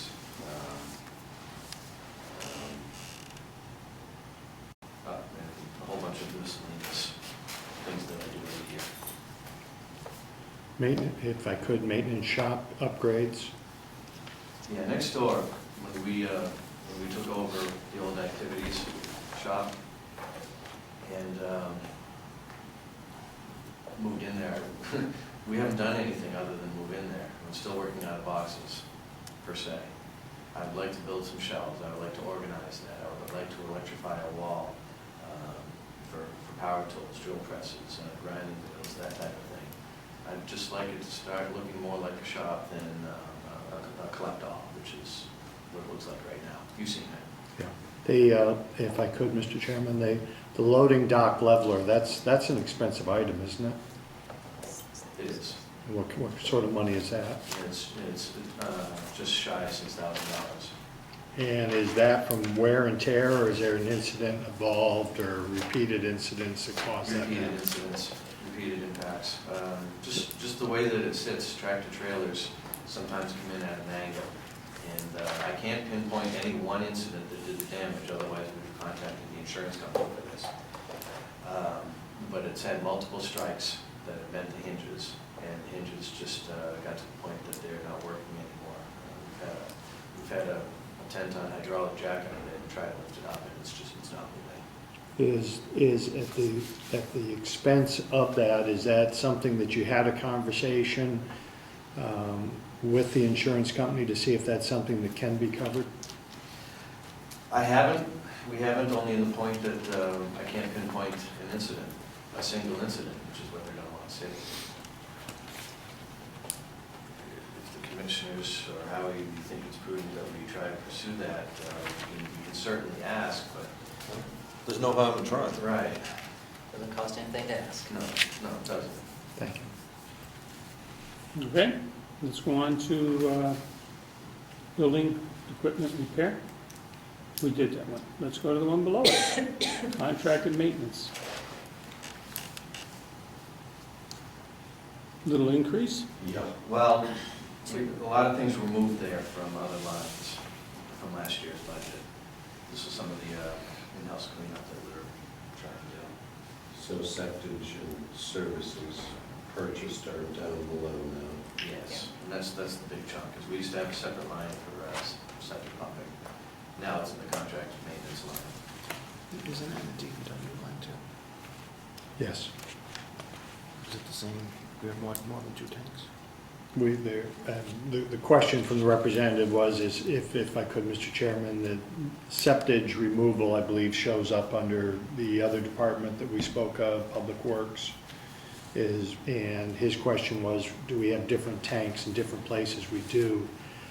But I I'd like that second look into some background information, because I believe in the explanation from the superintendent, he was talking about septic removal from this place also. We have our own tanks at this building that need to be pumped out regularly, both grease and septic. Oh, I understand that, but when we talked Public Works last week, it was my impression that they were counting those tanks as part of their cost also. So if we could just, yeah. I can't speak to that. All I know is we pay to get our tanks pumped out. So is it a safe assumption that if I were to take all the lines from these items that were in budgets from the year previous, that this would be an accumulation, a final number that matches those numbers? Well, you'd be close, I was gonna say this stuff. because there's always adjustments, annual adjustments, but you'd be close. Within just a few percent? Sure. Okay, well, I just want to, now that we've brought them all together, and then if someone could just answer us that septic removal, just to make sure that it's being put in the proper place and not counted over there. And quite honestly, I don't know why it wouldn't be under their budget anyways. Are you responsible for when the tanks are pumped? No, Will really handles that, but we do, it's an expense that we have to incur because we're generating waste that needs to be sucked out. Well, I understand that, but if the point was that we're pulling things out of lines and they're going over to one budget, I don't know why we're showing this in two different budgets. There's no reflection, I know they need to be done. I want to make sure that it's not being put in two places. Bill? Yes, sir. They have $20,000 in the DPW for waste removal, and it's pumped 20,000 gallon septic tanks at the sewer plant 2 times a year. That sounds totally separate than ours, so it Okay. sounds like they split it up. Okay. Mr. Chair. Yes, sir. So even with the movement of those two lines that it clearly defines here, to contracted maintenance, it still seems like this line is pretty high. You said it's consolidating a bunch of things. Are there other things that it's coming from other lines? Yeah, that I don't see? hazard services is an example. That was in a contracted labor line last year, to about $4,000. So yeah, it's a consolidation. That one line jumped up, but other lines disappeared. And Okay, that's so it disappeared entirely. That goes to Representative McConkey's question, will they add up? And summarily, they'll be close, they'll be very close. Building repair and maintenance, there used to be night security and all that, and we moved all those into contracted services. So we switched them from one line to another, so. Got it. Bill, my question? Yes, sir. I made this suggestion at the last meeting Monday that we, if we're going to pull numbers out of lines, that we should reference the lines so we know where they came from, Rather than just the title. rather than going back and forth, back and forth, back and forth. That's all. That's a good idea. That way there'd be less questions from everybody. Yeah. I'm looking up for an email that I received with a question, so I'm trying to find out where it was. The last item on the list, new equipment? Typical, I always put $1,000 in there to replace small tools as they break or get damaged. You know, I may need to buy a drill or replace a pair of cartridge or something like that. I didn't use much of it last year, so when we were looking for money to help the budget out back in September, I took $500 out of that line. So that's why it shows up as $500 for last year and $1,000 this year. I received I'm trying to find the email from Karen Ungerberger to be sure somebody along the line they changed your job description and got a pay raise at $10,000-ish. You're looking at me, it wasn't me. No, do you remember that? I'm looking for the email, and she wants to make sure all the income tax and everything was put in it. Somebody had a new job title and they got more money. I think we should discuss that later. It's Well, I don't know if personal at anybody- this point. I don't know if that's administration or whatever, so I just want to ask her a question while I'm thinking about it. Okay, anything Yeah. else? Mr. Chair, Yes, just clarification, obviously the water and sewer have been, well, the water has been moved. And this maintenance labor line, is that something that should just go away? That's, yeah, we haven't used that line in years, as you, I mean, it's been zeros for. Anything else? Everybody happy? All right, what next, please? We're gonna do Page 5. page 5, which is laundry and housekeeping, Okay. and it's Bob.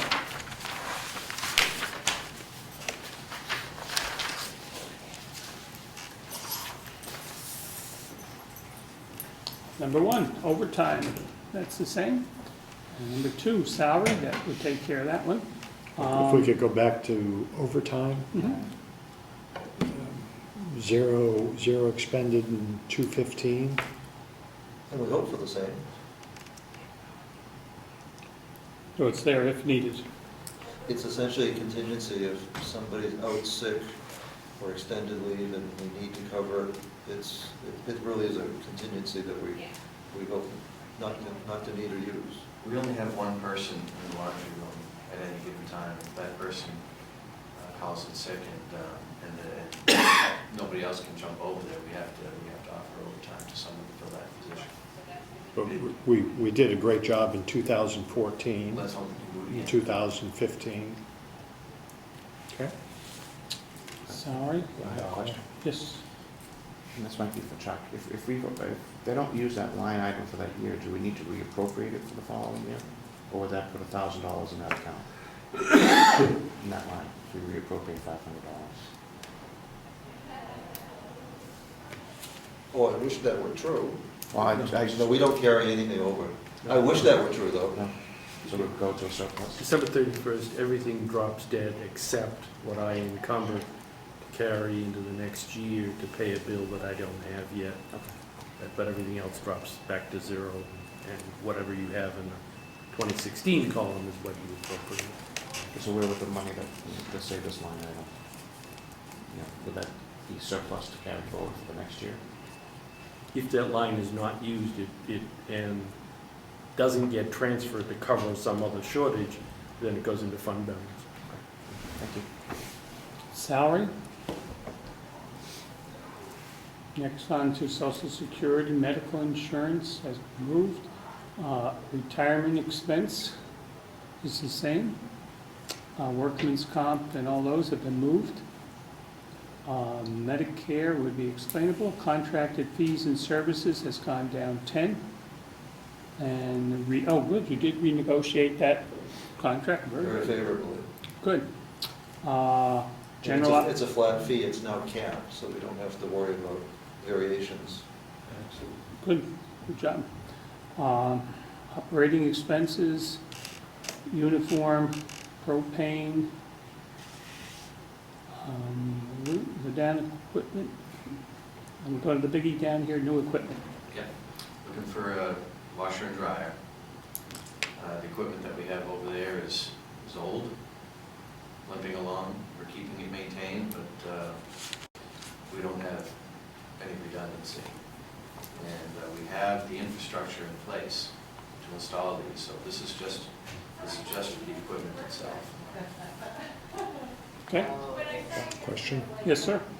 Is this for a complete purchase, or is this just the first year's lease, or Straight purchase. straight purchase? No, my role is... And quick follow-up, and that includes installation, everything? Yes, installation is included. But there's no modifications to the building that need to be done. That's great. The infrastructure is in place.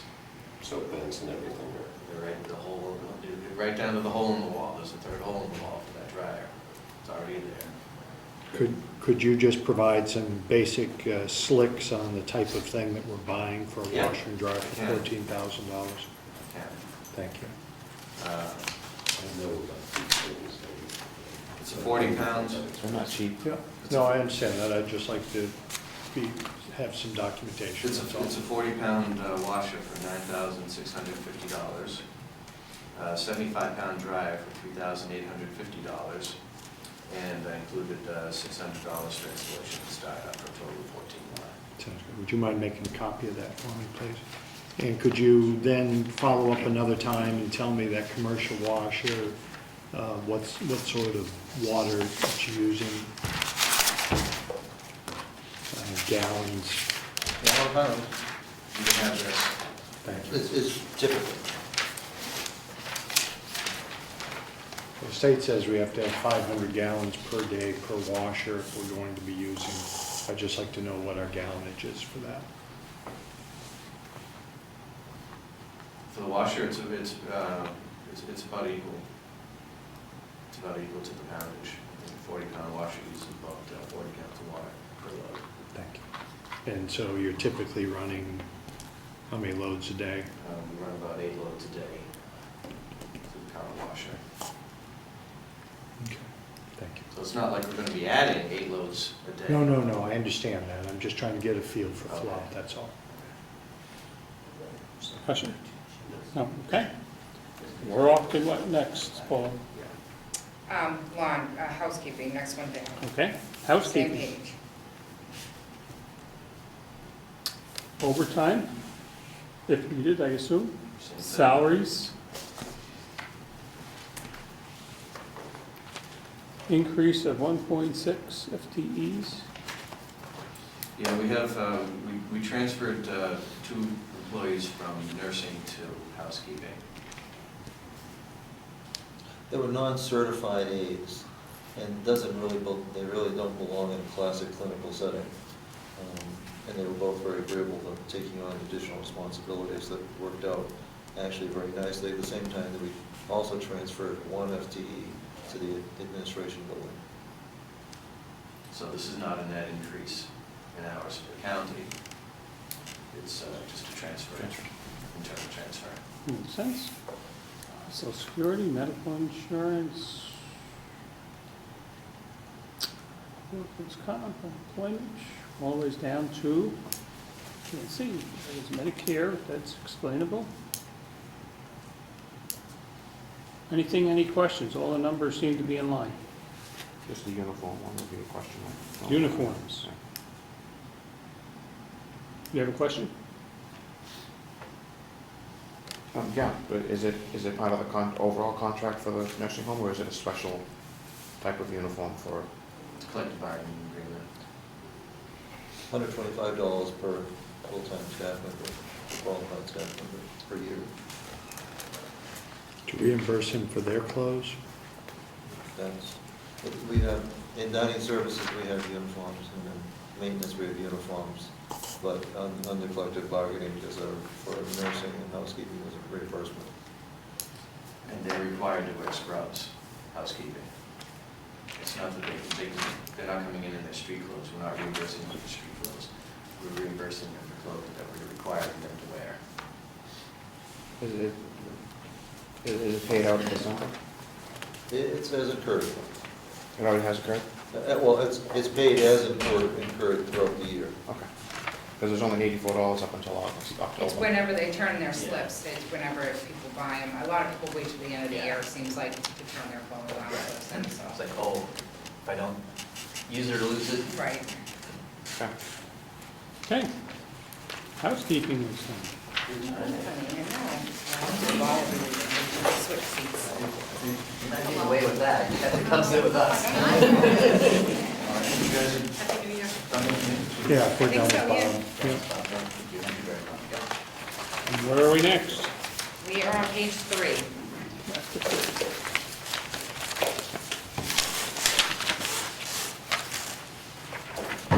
Nursing.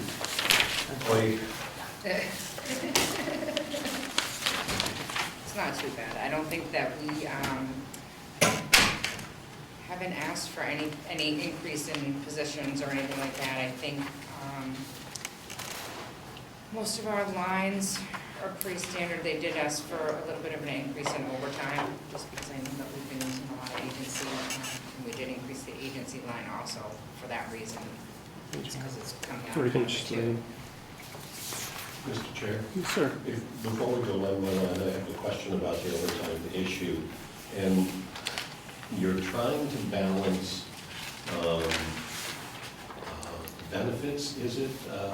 in not hiring or not being able to hire LPN or staff to cover? Well, it's not in terms of managing benefits. We're just having a difficult time, especially with night staff, hiring our licensed staff, our LPNs and nurses. We'd actually prefer, for stability's sake, to have full-time staff wherever there's a full-time opening. There's too many people juggling, there's too many opportunities for something to fall between the cracks. Right. Okay, so I misunderstood. I thought it was trying to manage the benefit costs or whatever, but it's not. It's No, we're trying availability. to manage the overtime and the agency costs by having a greater regularly scheduled and per diem. All right, the big salaries and like 59 included. Any questions as we work our way down? Education conferences, I think all those other things apparently we don't have control over ahead of that. Education conference, I'll let Laura know we're doing more education for our nurses, for our skilled census, but there's also a new program that nursing has added for, is that the online program? Yeah, we did have an online education program that was not quite utilized. So I think when I came in October, we decided to do away with that. We have looked at a new, so we've looked at how we can make our orientation process better through the education using our staff development coordinator, as well as our annual competencies that are required federally. So we have been introduced, other counties are using this online training company. So we have looked at that and have opted to go ahead with this online program, which is going to use some of that. Also with the need to increasing our skilled census, we have determined, or I have determined, that the level of nursing skill that staff have is quite low to what we really need to be in order to bring in different skills levels. So we will be doing some education with nursing staff across the board. So IV therapy, not everybody is trained to do IV therapy in the building, and some of the other higher nursing skills.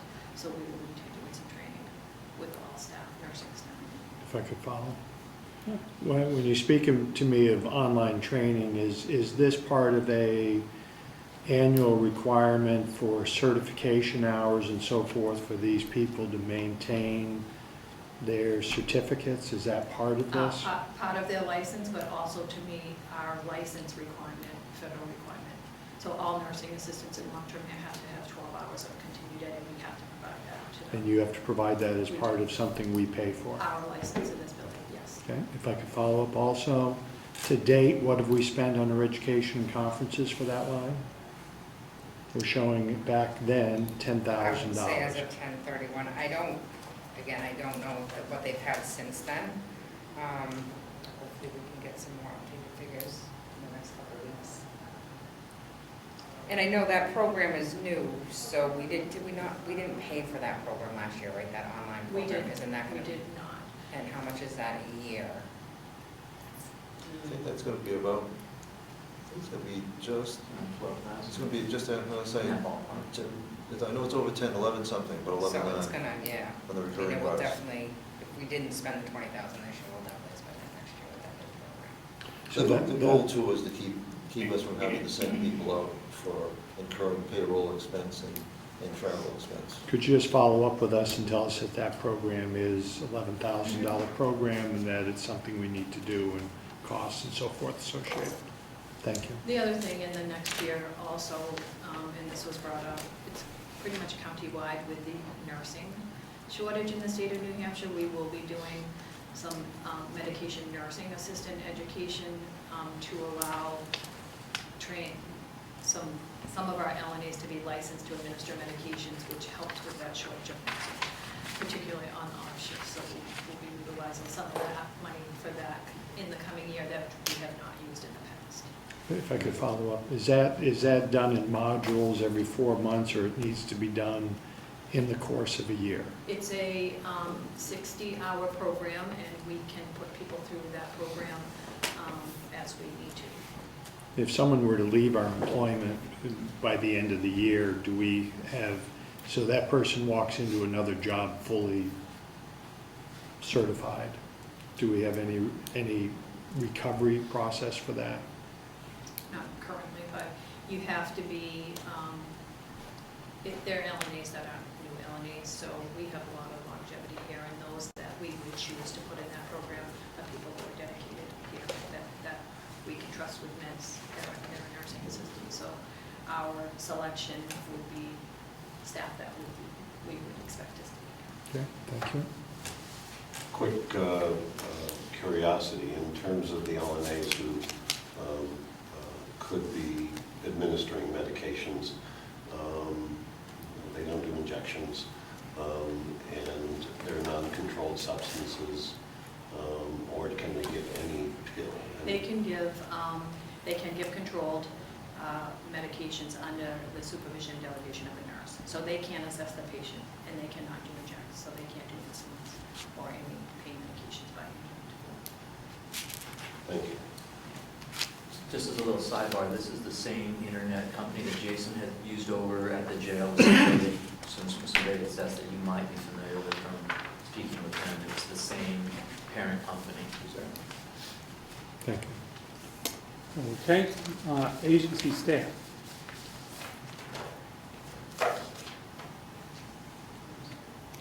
That's finding people, 023. It does the same, we increased it a little just because they have been so short-staffed on nights, they've had a hard time finding nurses at night, so again, it's gotta come out of either overtime or agency staff needs to be increased to cover that.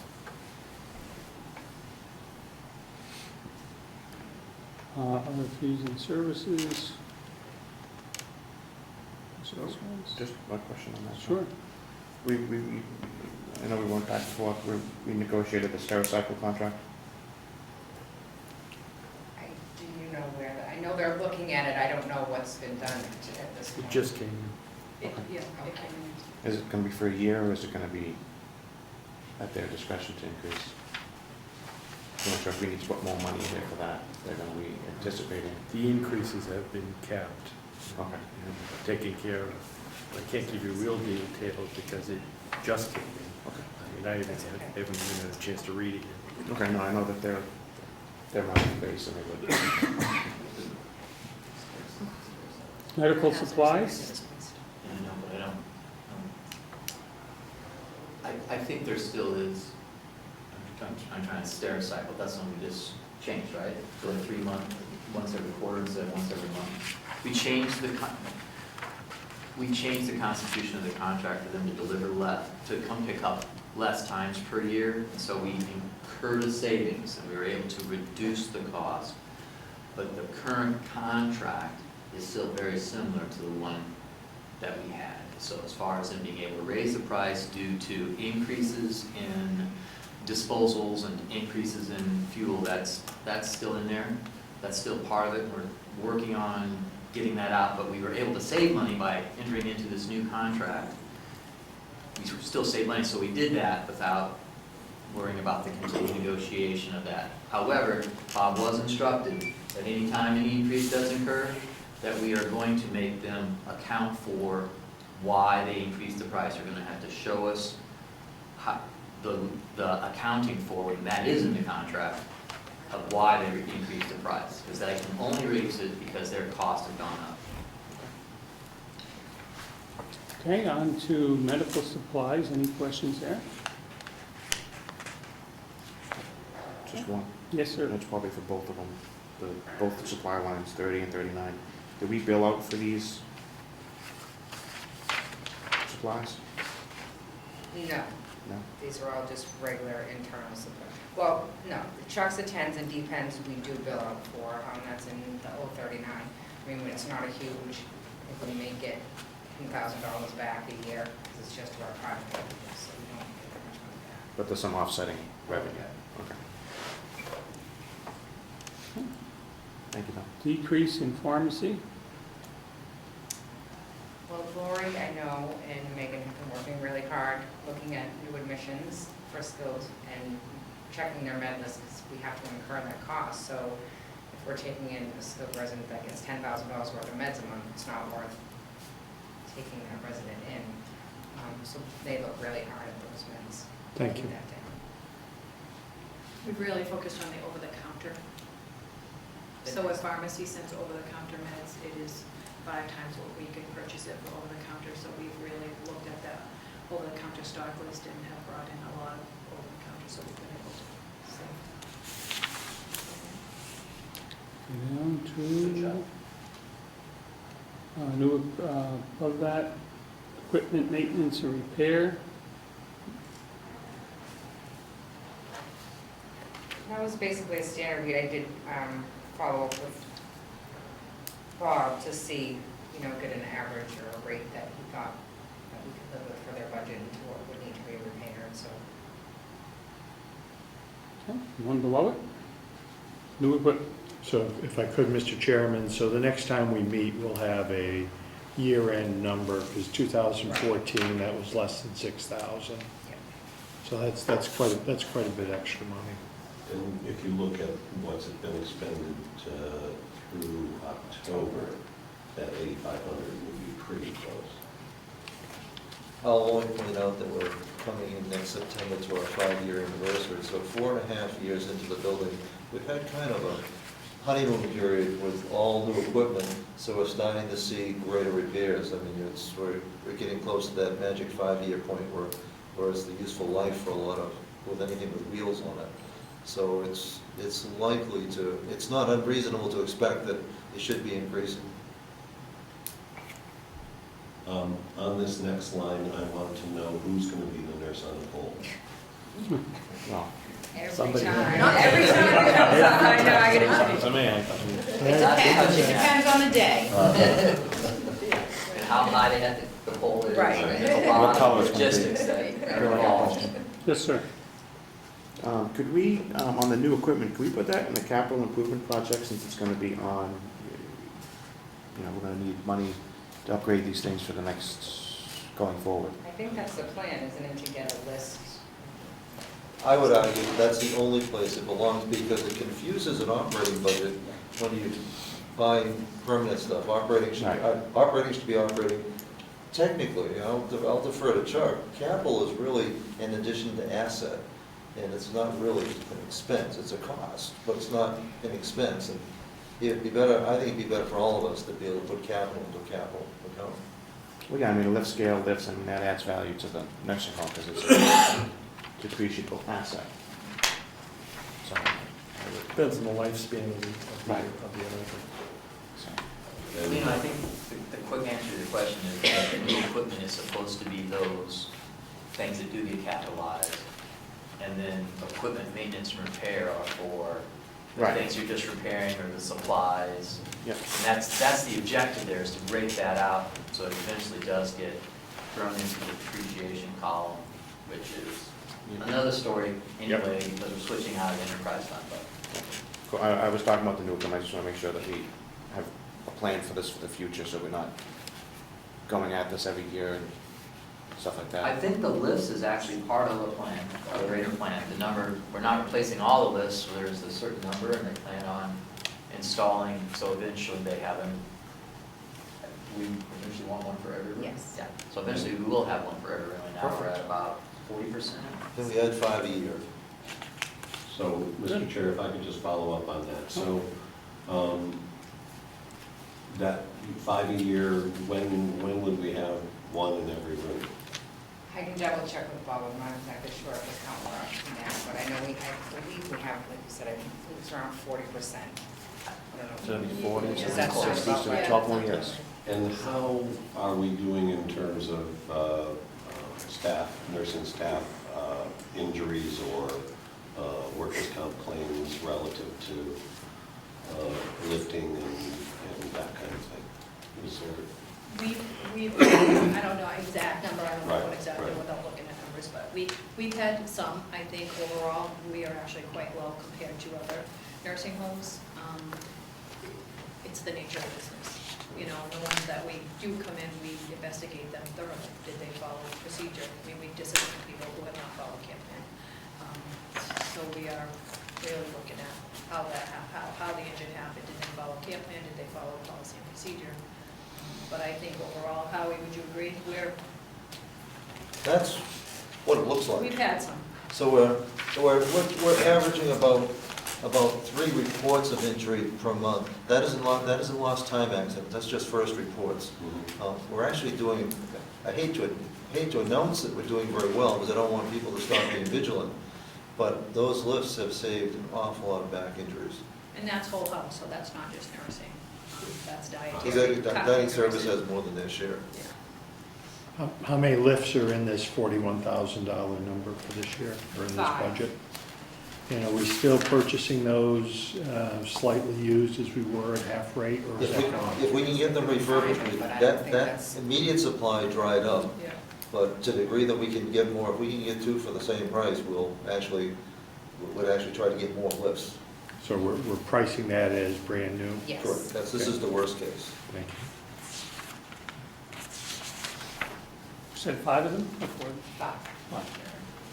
It seemed like we had about 25 of them 2 years ago, and the last, that's why I said around, by the end of this would be about 40, that's where I'm getting that, around 35. It seemed like we had 20 or 25 a couple of years ago, and we're at 5 more a year. Well, we had originally talked about using our surplus to buy these all in one shot. In retrospect, it's a good thing we did. Yeah, that's a really good idea. Yeah. Non-action sometimes is the best action. Anything else on that page? All right, where do we go next? Thank you. I don't think I've met with you before. I'm Lori Tico, Director of Nursing. Apologize to introduce myself. It's the first time I've been. Well, you got it easy, I tell you. She did good, yeah. We're trying to keep things in mind. She's another step in the right direction. Good. Not as good as the Happy previous New Year person to all of was. you. You're If you Thank have you, any thank you for questions. doing a coming. great job. Oh, we'll do that. Hey. Thank you, Lori. I guess we'll go to page 1 and start with administration. Do you need anybody, Paul? I don't think so, not right now. Thank you. The biggest thing you'll notice in here is where everything's been moved to our department, all the health insurance, the workman's comp, the unemployment. So, like I said, you'll see a huge increase in the bottom line of administration due to everything being moved to us. But other than that, we didn't really ask for a huge increase in anything. Our property liability insurance went up, but that's one of those figures out of our control. But yeah, if you look through, there's nothing huge. So, Mr. Chair, Yes, sir. as we start at the top, finance director is being shared throughout the complex? Yes. Is that? Okay. And in terms of other salary increases, that's, are they all non-union Yes. positions there?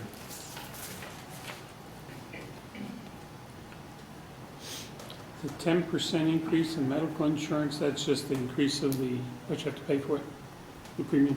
Okay. May I ask, Mr. Chairman, where is it under administration?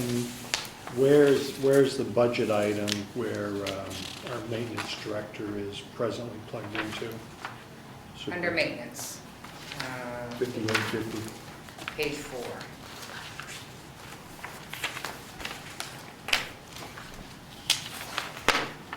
If I could ask a question, because we've already left there. Is that under salary? Yes. And there was a redefining of scope of work. Did that translate to a shift in this line, or is that picked up somewhere else? There is a portion of his pay is being charged back to the administration building. It's $12,000 under administration. Under administration, but this is base- portion. Original base salaries in this. Okay, The thank you. addition was when that person retired or moved out, he took over the duties and went system-wide, and a $12,000 stipend was put in. Okay, so it's not charged against here. Okay, thank you. Well, that's probably the same one Karen was asking about, and the Yeah, taxes and that's- everything. I think. Yes. Yeah. That was it. And to answer Karen's question, the taxes were all taken care of. and Okay, she just spread out. didn't know if it was missed. We'd spread out everything for you too, gotta go down to all that stuff. Yes. And relative to non-union raises, Mr. Chair, those are all negotiated with the commissioners. How are those, at the upper level, how are those negotiated or defined? What's in the budget now is a dollar increase, 50% January 1, 50% April 1st. The 50% January 1 would be retroactive once the budget passed on April 1st. It matches up with the schedule for the union raises. And it kicks off the beginning of the merit raise process in April, where we will begin to set goals, establish targets, and then in 2017, the merit raise process will kick in with the actual raises. Excellent. Thank you.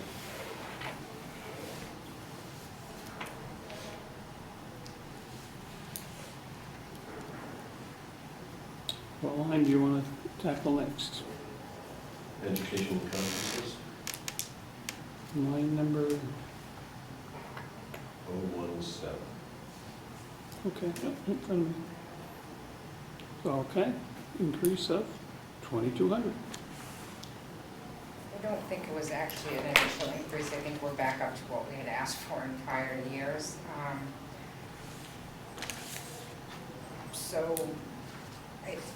But the annual conference for NTT, which last year Lori went to, so it came out for our budget. The year before I went to, and that's a more costly conference, but it's helped us where we've upgraded our software to the new web-based, and that's why we've been going to those the past few years. And they are a little more expensive.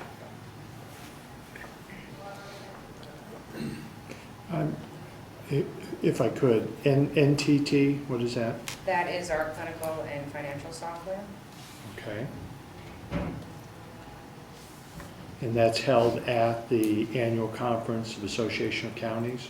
No, those are two different conferences. The NTT has last year I believe it was in Florida. So the if I could follow up. So it would seem to me that that has great merit. Yes. Tell me about the Association of Counties annual conference.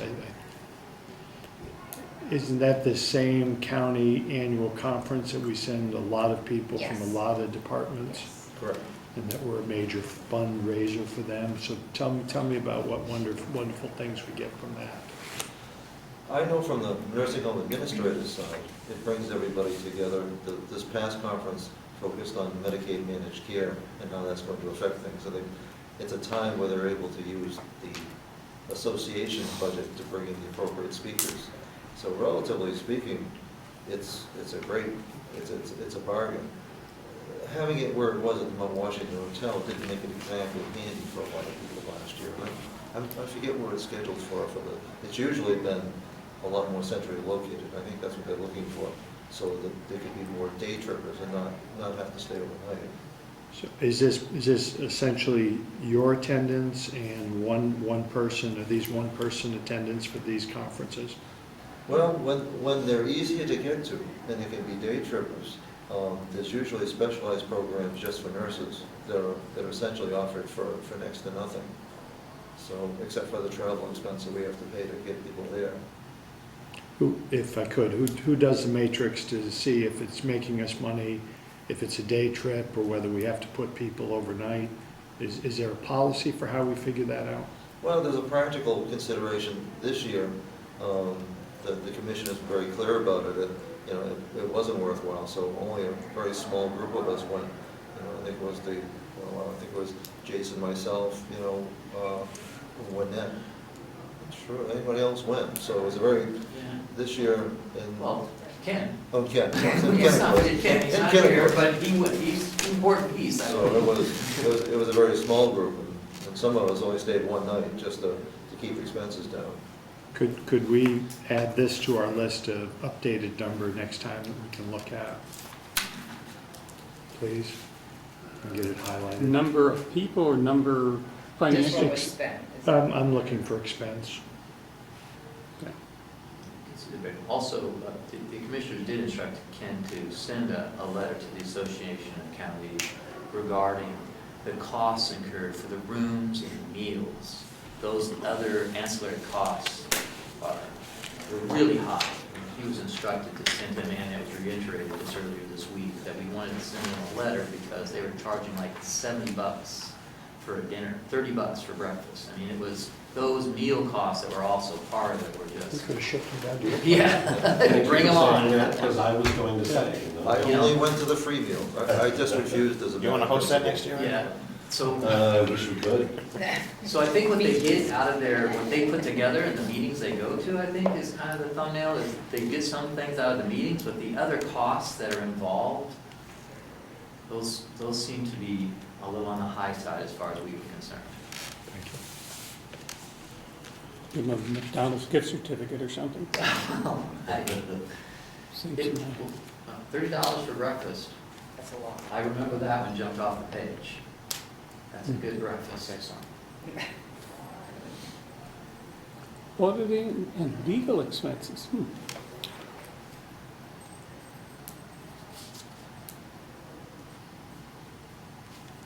Any of this have to do with the audit for the county or? I don't think that's all posted yet. It's, oh, 21. No, does not have any. Oh, auditing and County legal audit. expenses, okay. It's audit for Medicare, Medicaid, and Okay. the things they do. Is there a high value added here because you're looking at a new contract? Is that part of why that is? Yes. Well, the union negotiations, and I know we also took into consideration the legal matters we have going on. We know they're still ongoing, so we anticipate some more legal fees. So if we can get an updated number of this also, where we are to date? Yep. Okay, we jump down to other fees and services. Just asking for 500 for miscellaneous. I know we had in the past, like insurance deductibles if something happened. Okay. So year to date, you anticipate, we don't have the numbers to know what it was the end of this year, so it's not going to help us. Pen, papers, envelopes, etc. Just asking for 7,000. As of October, we spent 6,100, so I'm sure the rest of it. I'm sure it's pretty close to 7, if not more.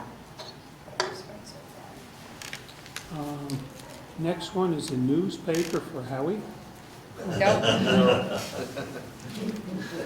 National Association. These subscriptions as well. Mr. Chairman, may I ask a question? Sure. We had, Ed and I, and now with a larger group, have met on a pretty regular basis, and now it seems to have trimmed down. We should be through the year. And we had a number of adjustments of moving monies from one department to the other to cover shortfalls of this and that. I believe we were going to see a printout of what that was, and if we haven't, I'd like to see a printout of what that was. And my understanding was that when we were looking at the budget this time around, that it was going to reflect those changes, so that we were certain that you were going to move that money into those accounts so that we didn't have to do that again. Has any of that surfaced? I don't imagine it did from 10/31 here. I guess I'm just going to ask it this way. What you want to see, say we had money left over in auditing and legal, so we transferred that to cover another line that went over. You want to see what we actually spent out of that other line. And So that if my supplies, if I had to transfer money to cover my supply account and I spent $10,000, but it's only showing I spent $6 because. That would be nice, but So most that's- of it was to cover payroll expenses or contract services or something. So we'd like to see What was where the actually shortfalls spent. were in that budget last year, how much you had to increase it to make that happen. Right. And where did you take that money Oh. from? That'd be very helpful for us looking at this. That Kathy should have all that, so. Yeah, we'll check and with her. I'm assuming I know that what- those numbers are adjusted for the budget, and if they're not, they should be. Yeah, Right, I'm not sure, but we would like some certainty there. right. Thank you.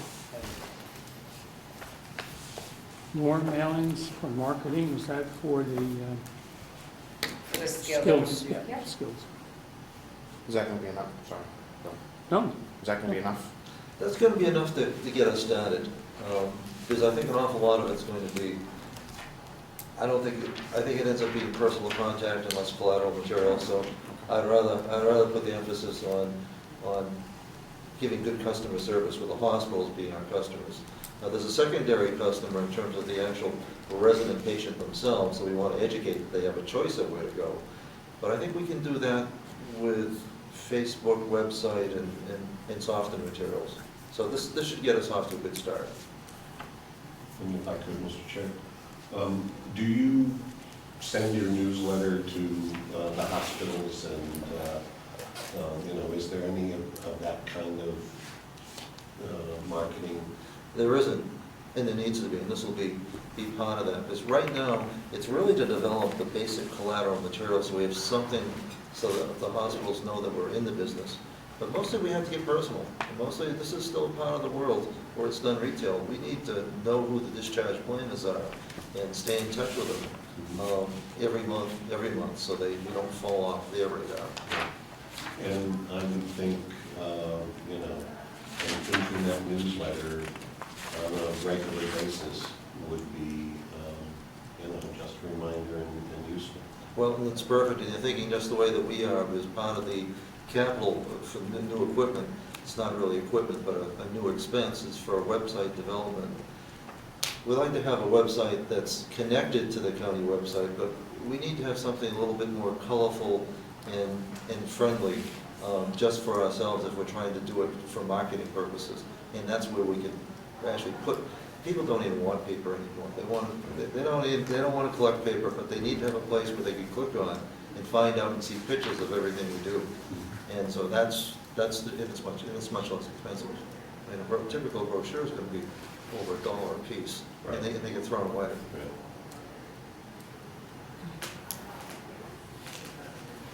okay.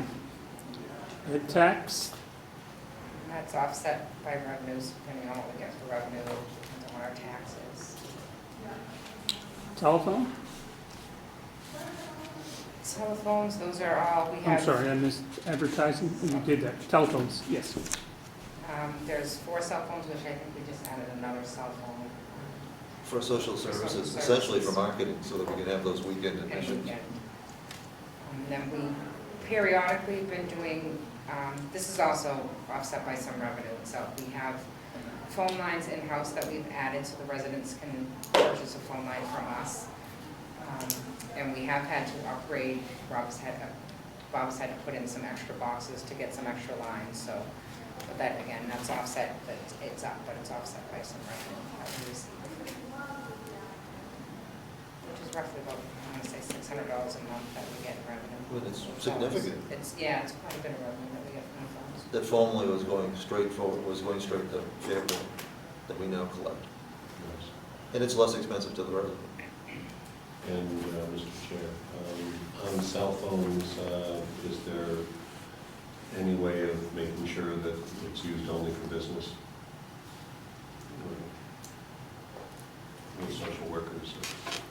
We're instituting a new cell phone policy, which I believe the new policy that we're trying to implement is actually not in place when this budget was put together. We're using like last year's number, but we're working on actually issuing cell phones to people and not having and so there's no reimbursement of their personal cell phone. That's what we're working on, so that there is not so they'll have to have their own personal cell phone for personal use, and it's going to be limited number of minutes.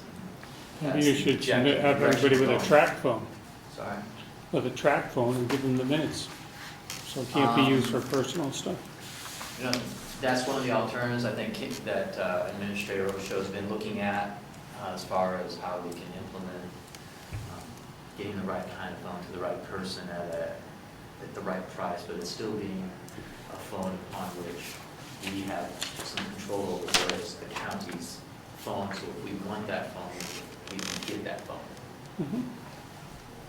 Okay, for 91A purposes and such. and sure. Okay. We're down to printers, photocopiers. Big increase on insurance. Yes, that's it. Chuck will know about our insurance. That's a consolidation. Property and liability is one of the three areas of insurance that we combined and split 50-50 between the county and the nursing home. So it's a consolidation from other lines within the nursing home into one line. So did it come out higher when you combined them all? How did that? Yeah, there's, the increase in property and liability overall for the entire county was $736 for next year. It was the smallest of the increases. Workers' compensation went up 14,000. Unemployment compensation went down almost 12,000. So I'm sorry, so our overall bill for insurance for the county, did you say was 700,000? And you've apportioned 123,000 to the nursing home?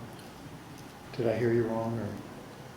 Out of property and liability, the total bill was 246,000, so 123 goes to the nursing home, 123 to the county side. The 100 fund, the 300 fund. Okay, so is that that's a nice, it seems, do you feel there's some science in that split and putting that amount to the nursing home? In the sense that the budget for the nursing home and the budget for the county are about equal. It's about 50-50. 50-50. It fluctuates a little bit. Okay, thank you. Security cameras, intranet and website and panic alarms. What we have there is essentially $10,000 for security system expansion. We did the first step with it, and it's gone very well. Our goal here, I hate to almost say anything in front of the camera, but I have to be candid with you. We have more drugs here than any other place in the county. And so security is, and we're relatively speaking vulnerable. Granted, we do have the sheriff's department on one side, the House of Correction on the other, but being logical hasn't kept people from doing things. Our goal with security isn't to catch anybody, but to be a deterrent. And so having the cameras out there, the reason why it's so visible in Sasha's desk there is because we don't want to hide it. We want somebody that's coming in to know that we have adequate security. Right now it's fairly limited. This would allow us to expand it. As part of that too is another $2,000 for panic alarms. We have on a typical night 4 nurses working and another 8 aides working. We'd like those nurses to be able to have a panic alarm so that if the sheriff's department would be willing, if there ever were an intruder, there would be a pendant they would have. They wouldn't have to run and hide. And also to put in additional security at the front desk too, so that were there somebody that posed a risk, would be able to quietly notify the staff to be able to protect things. It might sound a little paranoid, but times are changing, so I don't think we can be too careful in that regard. That $19,000 also includes $2,500 to create a website as part of the marketing, and also $4,500 for an internet and cable to install a system that allows us to have, that all users have appropriate data. We have a wonderful computer system, but yet we don't have an intranet to allow us to share the information properly. So it's now, that's actually an outside cost. if John Rich is able and willing, and through the Friends of Mountain View, there is a possibility of us being able to do that for a quarter to a half that cost. And so we're going to go very slow because it's worth waiting for that kind of savings. And we're all hoping that the Friends of Mountain View will be able to get their not-for-profit status, exemption status back soon. It's expected. And what's the number again for the intranet? The intranet, $4,500. And the panic alarms? The $2,000 for panic alarms. Thank you. Security cameras, $10,000 expense. $10,000. Is there, at this point in time, is there a camera system in this building or in the annex? There actually is one camera in the laundry in the annex. We have one camera there. It's expandable because we can go wireless, but we have the hardwired system over there so that we could increase it over there if we wanted to. Here, we're earmarking actually getting greater coverage on exterior exits that we don't presently cover, plus more exterior coverage. We've already used it to good advantage where there have been some concerns and questions raised. We can actually track even when somebody comes and goes, and it's been a wonderful system. It's just we have a fairly limited number of views right now. Might I suggest that you speak with Bob and find us a camera to put over on the loading dock Oh, we have one. on the annex? We have one, no, not on the annex. We have one on the building here. On the annex, we have a $6,000 repair that we don't know That was what here. that's for. That was That's- here. That's here. That's here. And here we have a camera on that, We do. and we don't know who came, who did, who damaged. We don't. Because You don't have to go further. So it's not being watched and reviewed. once you get beyond the month, which is when essentially the tapes are being stored, the loading dock has actually always been part of the original system. And, you only notice something isn't working until the next time you go to try to use it. And it wasn't. It wasn't. But it wasn't because we didn't have security system. We do. And one more thing. We have an understanding from the jail that our payment is running out 2/17 or whatever. So, and there's been a lot of talk about capital improvements and $10,000 expense here. I think if we could look at possibly deferring most of that or some of that to next year, I'm suggesting it. I think, comment I get from a lot of people, why is the budget going up again? But last year was the big hit, the overall expense for the county. All of a sudden getting a big hit this year, so I'm a little skeptical what's going on as to why. Yes, sir. It shows a 30-day loop on the, I believe that's what we have on security now. That's generally adequate. could it be expanded to cover accidents, stuff like that? It can be. I mean, we have flexibility over it. What you're really trading is you store more. It used to be, storage used to be a big deal. Ours is digital, it isn't actually on tape. So when you store more, you just use more storage, but we could easily do that. Does it have the ability to be archived at certain points? We could archive it by just actually making a copy, and, these days, it used to be a terabyte was something you couldn't get. We could back it up to a backup drive and store it virtually indefinitely if we wanted to. One more. Would this be a good use of the Doobie Fund for some of these projects? Now, the Doobie Fund is an unrestricted gift that was made as a residual estate of Ralph and Edna Doobie. They were non-specific other than to say it was for Mountain View community.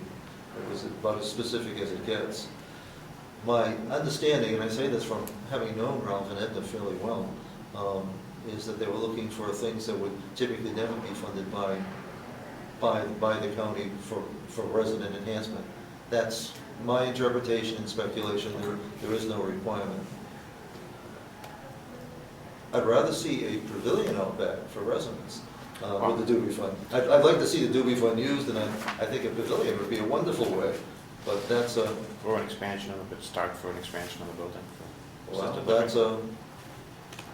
Well, Edna was a retired nurse, so I think she'd want to see money going to the residents, but I can't speak for somebody who's no longer with us. Thank you.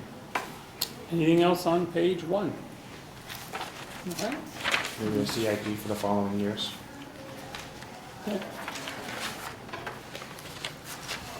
The next would be, we can go back to page 6, we've done all the other ones in between.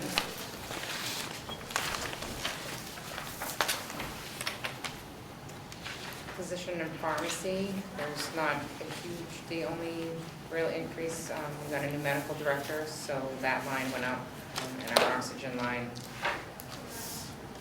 is at 23,000, which was almost 24 in 2014, so. Cutting back on the oxygen, okay.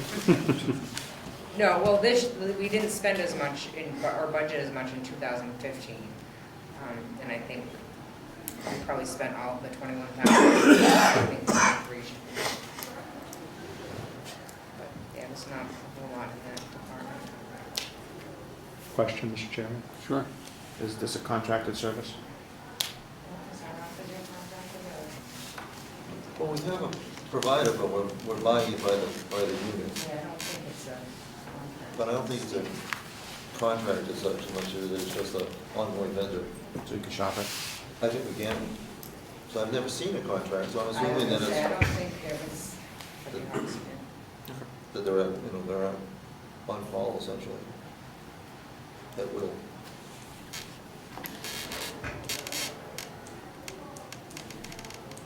Anything else on the page?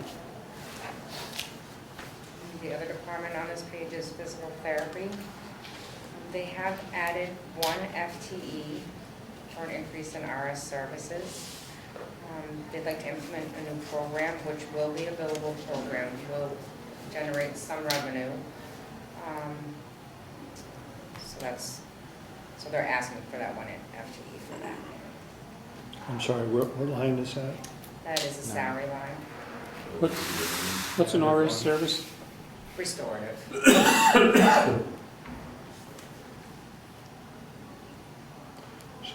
So is that, excuse me, help me out here, is that a person that would become under our employ, Yes. this person? Yep. And then we would have we have the ability then to bill out for that person? We'd actually have the ability at that point, we'd be expanding to 6-day service so that we'd be able to bill not only for that person, but for the other 3 as well. Were we paying out contract for this one before? No, Okay, this is a new program that they'd like to implement. so this is a good thing. Yes. This is a good thing. Yeah. And it's thanks to Lori for being willing to take it on. Just what it really takes is embracing our computer system so that we can put in the necessary documentation. It's outrageously low reimbursement from Medicare and Medicaid for it. But, $5 a day here and $5 a day there starts to add up for the number of people. This comes under our Medicare B line. And it's never going to make us a lot of money, but it could actually pay for the other 3. The idea is for this to reduce expenses. Essentially, they're already doing it. Right. So it's more of an expansion of the current service, but because we don't meet the standards set up by Medicaid and Medicare, we're unable to bill for it because we don't offer it enough. With this extra person, we will be in compliance with their minimum standard as far as offering it 6 days a week, so therefore we can start getting reimbursed for it. From where I sit though, I still haven't, and it's not included on the revenue side of the budget, because I know that question's coming. It's not, there is no expansion on the revenue side of the budget at this point, that is my understanding, because they are unclear on what to project. It's too speculative, and we didn't want you to have fuzzy numbers. And we don't know when the program's going to start. I mean, depending on when we hire the person and train the person and get it all going, there might not be any revenue next year from it, just because we need to But you get it started before. contracted a person, but you don't have that person. We don't, this person has not been hired. But you used a specific number you were able to come up with a specific number for that person, which in reality may be less because they're not going to be here a whole year. Correct. Right. But I think, and and they can correct me if I'm wrong, I think what they're saying though is that the added cost of this one person, that should at least be offset by the additional revenue. Whether if you take all 5 people and add up that number, is that going to offset the revenue? We're not so sure. But from where we are right now, the additional service, that should at least be an advantage from where we're at right now. Right. An advantage not only to the residents, but to the bottom line. To the bottom line, right. I believe, if I'm not putting words in their Yep, mouth, that's is exactly that so. for the additional FTE expense, they do expect, at least for the cumulative reimbursement, to be greater than that. But for that whole department to say they're making money because of this program may be a stretch. And one follow-up, Sure. what's the market like for physical therapists? Is that doable? This actually ends up being a restorative aid, Right. for which is a high, we have a great many LNAs who would like to step up to that role. Uh-huh. So filling this role is not a problem. It's not a physical therapist or a physical therapist assistant. Got it. Yeah. Could this be a part-time position? It could be, depending, here again, it depends on the resident load. We'd really like to expand this program up to where we have in the past, but somewhere in the order of about 25 to 30 people. Right now, it's about half that. So the actual utilization will vary with the number of people who qualify. How many people are in the salary line? Is it That will make 4. to be 4 FTEs? Yes.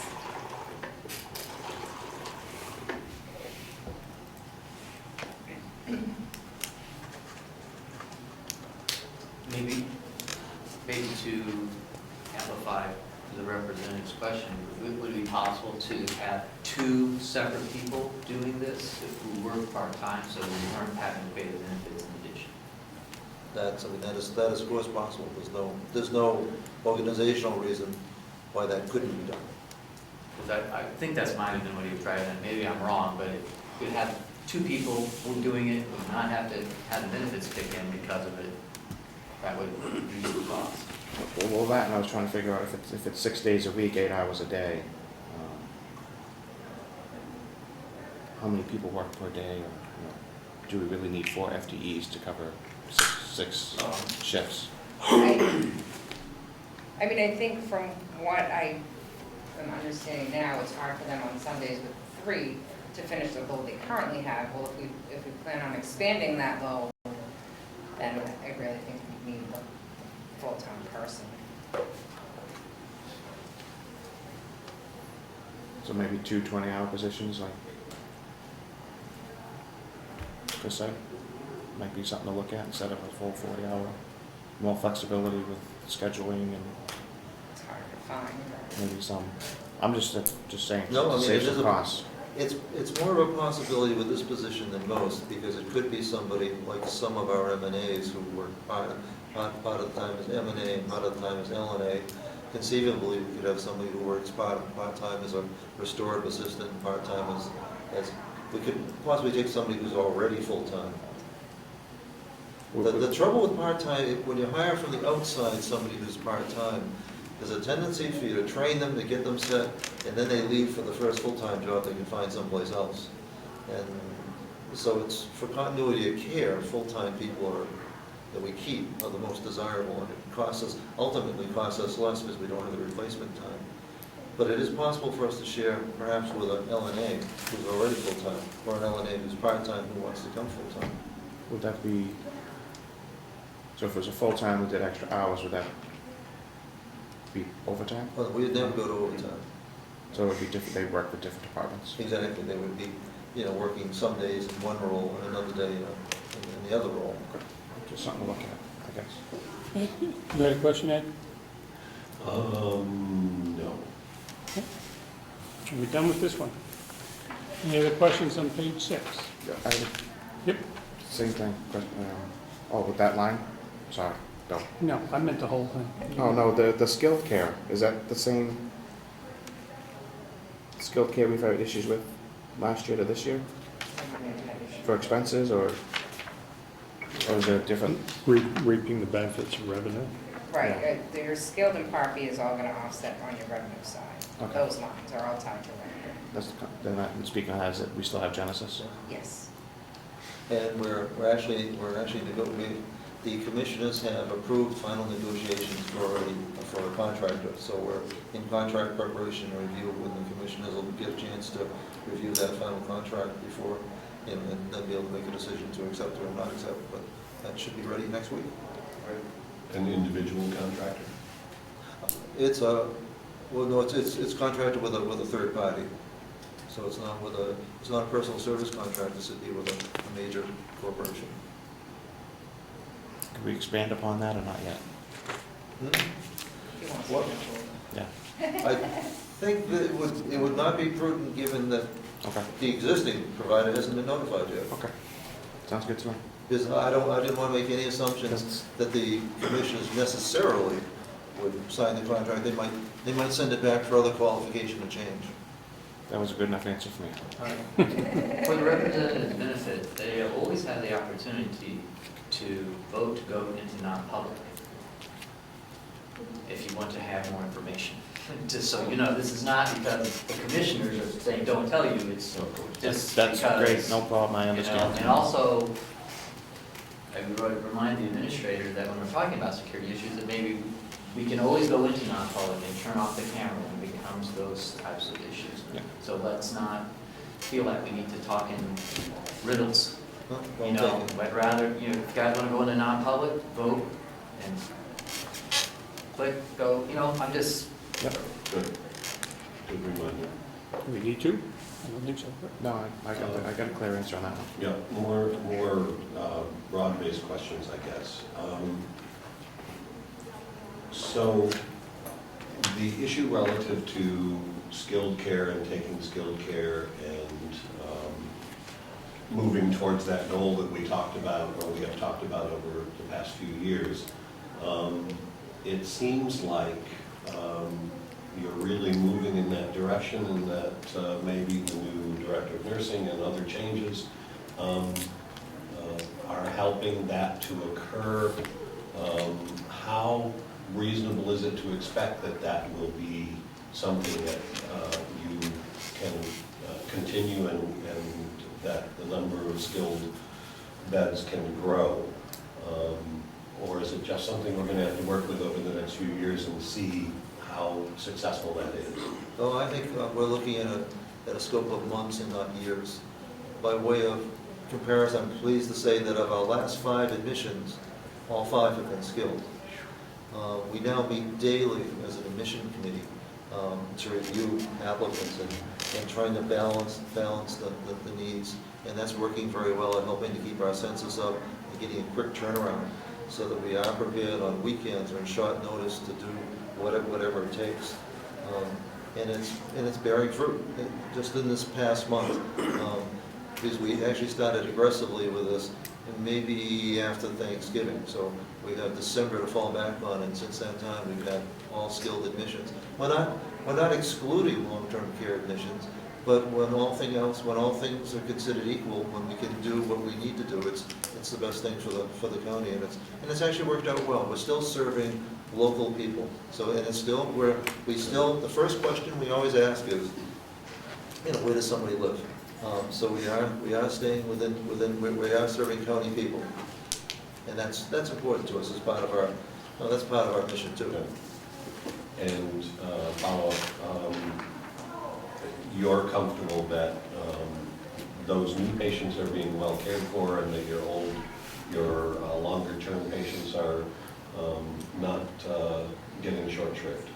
Completely. And we're doing, right now, we're actually staffed theoretically to be able to take care of a census of 10, and we're averaging right now about 5.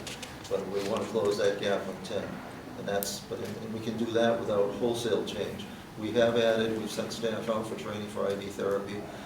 Lori has, through this new training program, other things that we need to do to reinforce some of our nursing skills to be better prepared. But it's not a compromise for anybody else. And one follow-up question, Mr. Chair.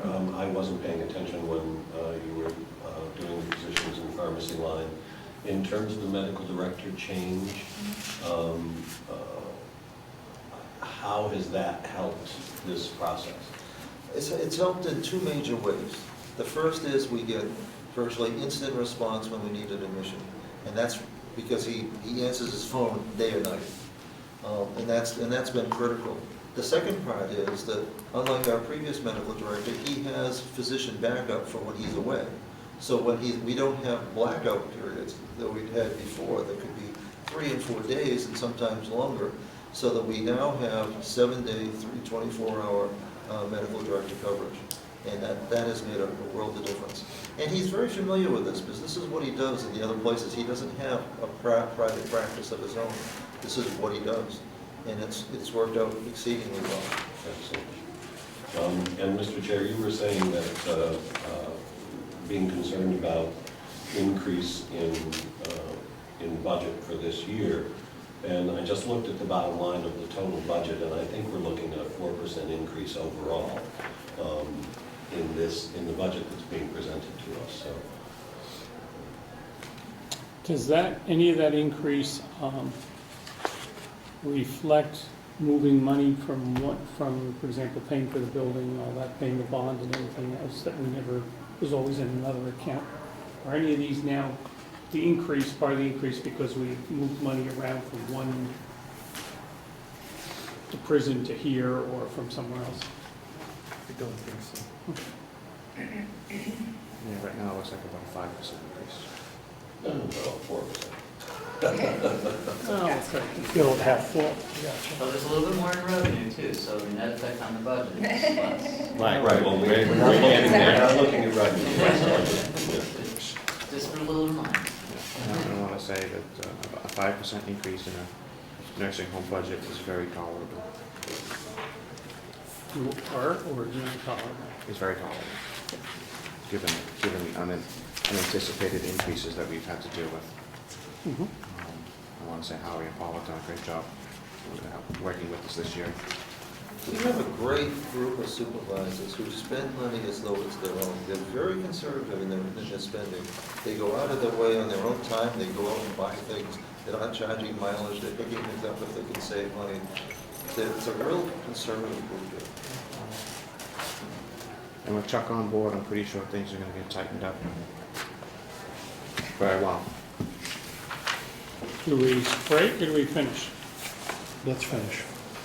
What do we have left? We have, Page 7? Page 7, which is Page recreational therapy.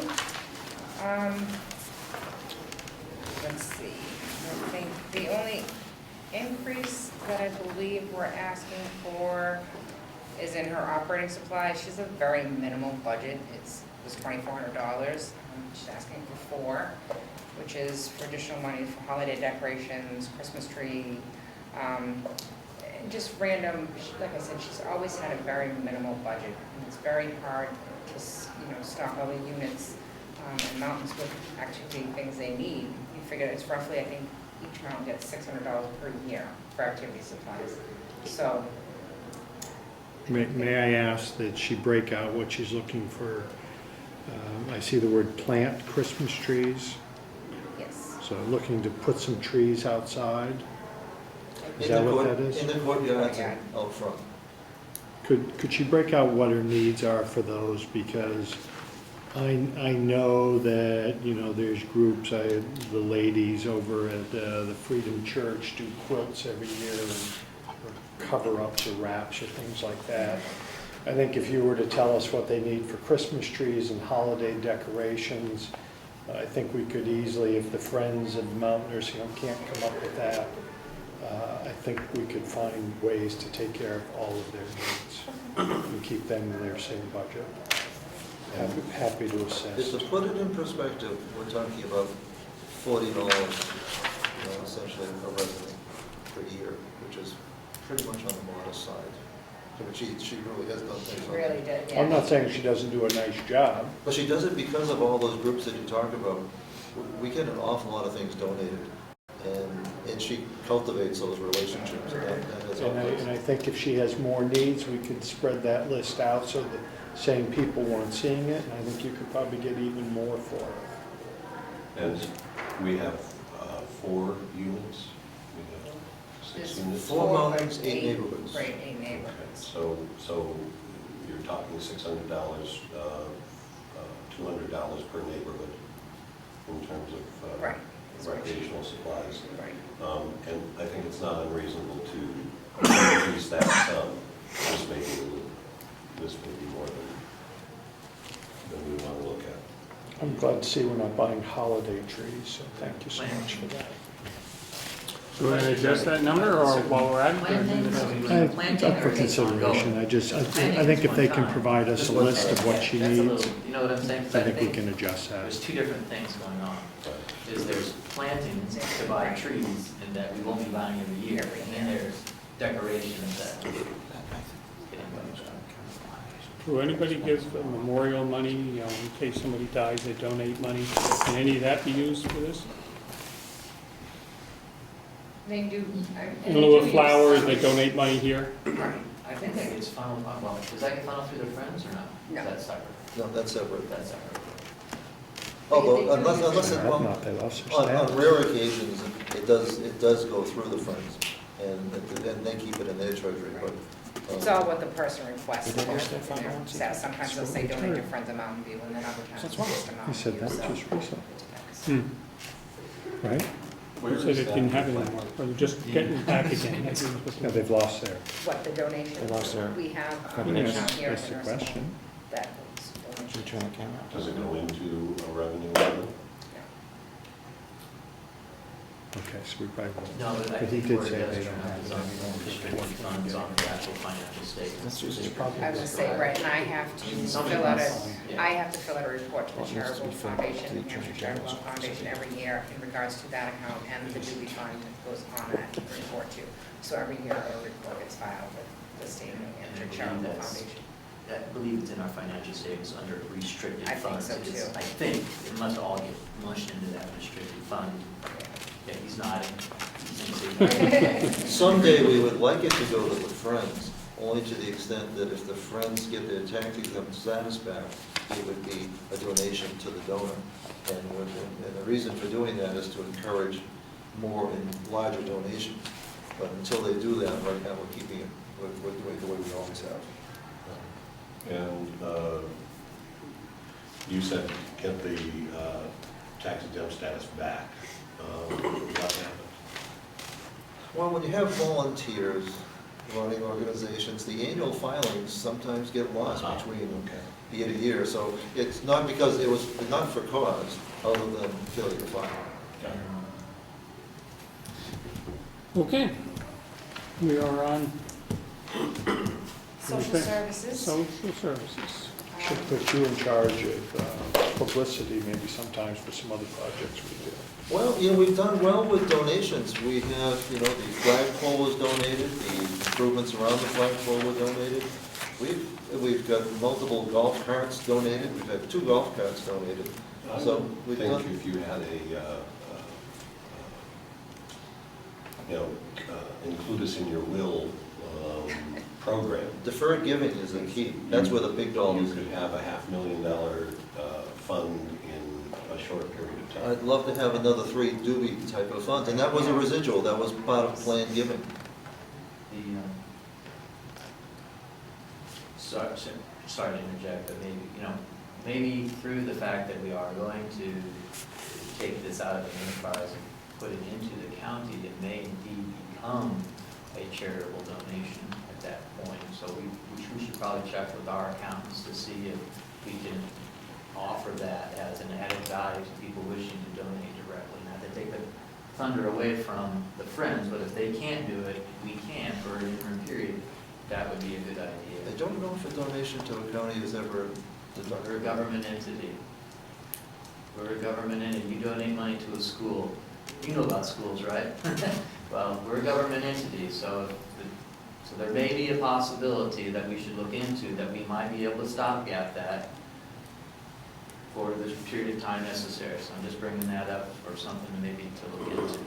if I write donator a letter indicating that it was a donation to the government, then it's tax deductible. You might want to send it to the garden My centers mom didn't around waste to all that donate money a on tree. that accounting degree. We could save money. We have a staff to plant it, all we need is a few free trees.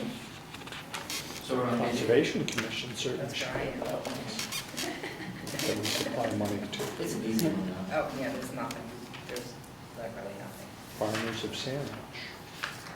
There you go. Alrighty, we're on page 8, Yep. social services. There's literally nothing in here. I don't believe that the travel expenses at 1,000.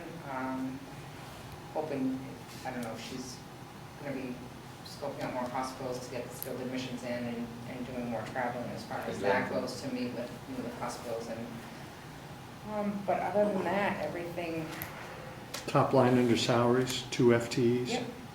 Unchanged. Unchanged, okay, thank you. That's it. And on the home and hospital visits, that's mileage. Yes.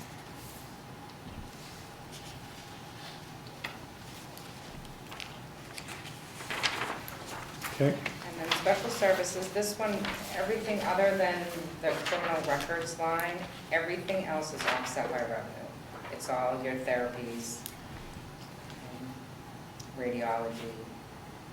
So everything that's on this page is actually offset with your revenue. okay. What you'll see correspondingly, because this is relatively conservative, it's going to reflect equally conservative on the revenue side. So we have not, theoretically, we want these expenses to be as high as possible because they'd be offset by even greater revenues. But we've taken along with the commission as a conservative tact in predicting those revenues. Mr. Chairman? Yes, sir. The numbers that the commissioners have proposed seem to be kind of detailed. Usually when the budget's done, it's, 120,000. These are 103, 203 on the speech therapy part B. It's how I did that part is a certain percentage. I looked at what we received for last year's revenue and whatever, and then I looked at the expense and it was a percentage. The expense was a percentage of that revenue, so that's why they're broken down like that. It was just done as a percentage. Okay, I didn't know if there was, if this is what you billed out No. for the year. All right, look at the bottom, middle of page 9, where Yes, it's it's printed all in like- tiny red numbers, shortfall, 3,936,000 on this sheet. Can somebody explain that? It is a small. Yeah. That's the difference between Six- expenses six- and revenue. What did you say? Never Between mind. expenses and revenue, I thought, okay. So that's what would go to the tax that needs to be raised. Okay, so it's From- subtracting $4 million. expenses. Take out a long-term debt. Is, if I could, Sure. looking, well, we have a little bit of time here, we've had another year of reflection. Perhaps, have we found any of our $1.3 million, and is that in any part of this? So possibly reduce our $4 million to $2.7 million? How are we making out? You're referring to the $1.3 million that Bond money. Bond money. bottom one. It looks to me like the 1.3 million went to pay the bond in that particular year. I don't think it disappeared anywhere else. It looked to me, and it looked to the current auditor the same way, because I asked him that question directly. Where do you think the money went? And he had no hesitation but to say that, clearly to me, it paid off the bond. And that's one of the allowable uses for bond proceeds.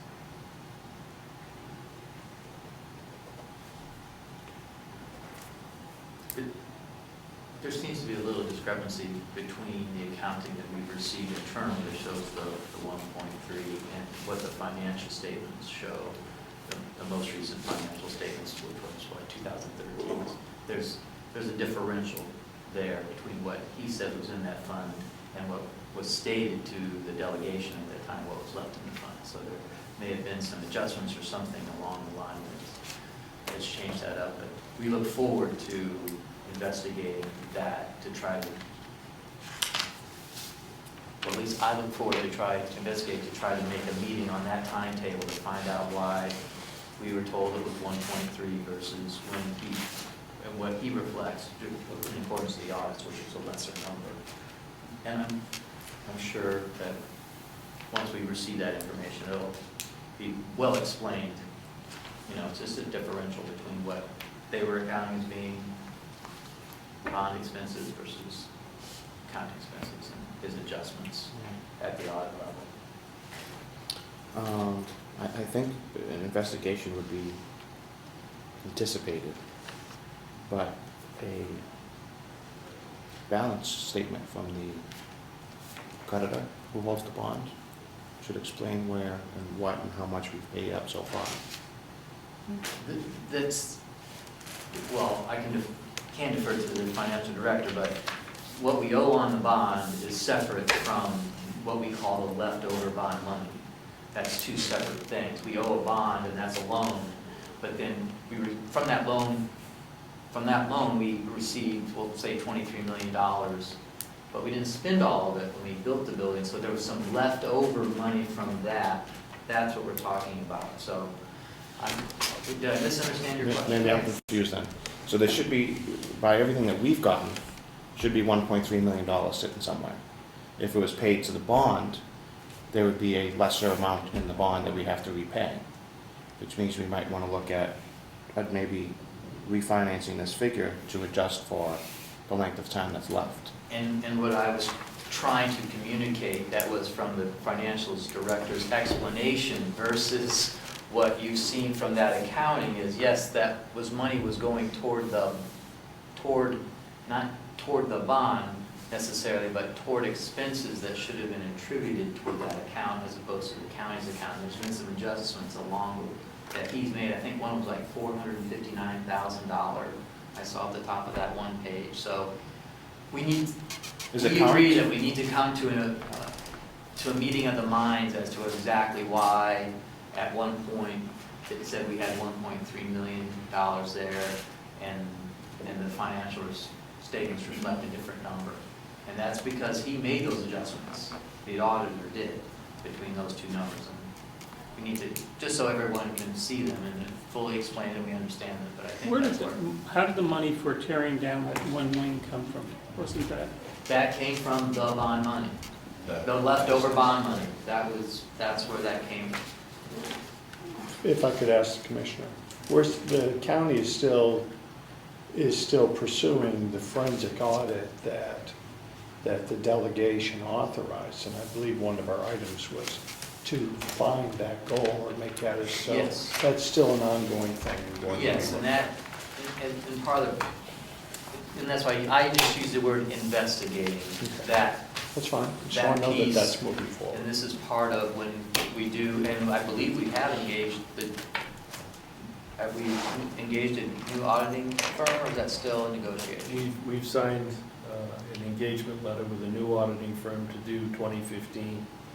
And part of my plan is to have a discussion with that firm about the questions that were raised by the delegation, pointing towards another audit, whether you call it forensic or investigative or whatever it is, and use their expertise to structure that investigation so that without spending a whole lot of money, perhaps we can go in and get it done for a lot less money by using that same firm, separating ourselves from the firm who has done the last 5 years and moving forward, getting 2015 done and getting the investigative work done, and then proceeding from there.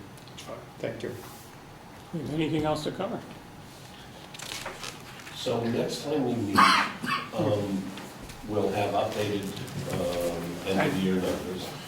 And then we'll go through exactly what we did now, but we'll just do a better comparative. See where the numbers are right. at and make sure. that And we will also have the reconciliation of those transfers that we have done over the past few months to look at as well. Yeah, I'll chat with Kathy, but I think she already pretty much has, she's been keeping track of that. So we'll be What we currently have is a record of transfers that have been made. There was a request, I think, by Representative Cordelli to put it into a spreadsheet. That hasn't happened yet. And, you know, it's a project that's kind of down the line. We can probably do something with all this data and compile it and have it ready for you so you can see what's happened. I would just like to know, and I'm sure we all would, that these numbers are reflective of. what was actually spent. Right, and that those transfers are somehow taken into account as we're looking at this. I agree. Well, the actual numbers will be the actual numbers. The actual numbers are gonna be the actual numbers. That had not, you know, when you see the actuals, that's What's nothing to do with the reflected in the transfer. year-to-date 12/31 when it's done will reflect the actual amount that was spent out of that account. The accounts that the money was transferred from will look less, Okay, and but their expenses will be less. But I believe Representative Cordelli's point is, and I think what I had asked for, and I forgot about Cordelli's question there, if that's put on a spreadsheet for us to see, I'm looking to see what area, when I look in here, that department came out of that had extra money and went into that. I'm looking for it clear. I'm not looking for a separate piece of paper over here, like a meeting we just came out of that we got to keep flipping through 3 pages. So I think if we can get to that detail, I think we'll both be happy. I just want to mention a couple other things. I'd asked for the salaries at the $1 per year, if that was broken out of this budget, what that number is in total. Clear language that's being proposed, which should be worked out for them on billings for food, so that we have an understanding here for that department. And we've already discussed the shortfalls and where that money came from. A list of needs from your social and recreation department, what they're looking for. Those are the things I have. Commissioner? And I know you didn't want to talk too much about the revenues, but I just wanted to show you something that we did a little differently as far as the projection of the revenues. And that was basically due to my impetus, so that's why I wanted to talk about it, so you're aware of it. And it should only take 5 minutes tops, at least on my end. Yeah, we'll give you a look. Is what we did was, if you look at on page, well, I guess it says page 3, it's the first page of the handout that I have here, it says MVC revenue. But the State of Medicaid Room and Board, it says 69 resident day. You have the Look on your revenue, first page. you have the here. revenue, the sheet that's, You don't have it? No, I don't. you don't have a revenue page? I think we should hold the discussion. Well, just give us we're not running through the sheet, you're just explaining No, one he's thing. just giving an overview. You got your overview, 5 minutes, that's it. So it's on the last page there, page 3 of your revenues, county revenues. So if you have county revenues, it'd be on page 3 of that. 3 of 3. There you go. Okay, so at the very top there, what we did was, what we tried to do was that it says there's 69 bed days per day are for Medicaid budgeted. 6 are for skilled and 25 for residents. Okay, and that's a total of 100 beds out of our 103. But that's, based on our rate, that's what it computes out to be. So the benefit is that during the course of the year, that we'll be able to look at the actual revenues on those lines, what's accrued, and see if it's plus or minus those projections on that particular census segment. Gotcha. And then what I had them do was that down underneath the pro share, if you look down to pro share, which is 0.044, what I had them plug, we use an accounting term, plug the pro share money so that the bottom line would still reflect the $10,700,000 total, because that's what I believe is the reasonable conservative estimate. We were projected for 10.5 last year. This year's revenues look to be coming in at about 11 million, plus or minus 100,000. I don't know if I haven't seen the latest numbers, but somewhere in that zone, right?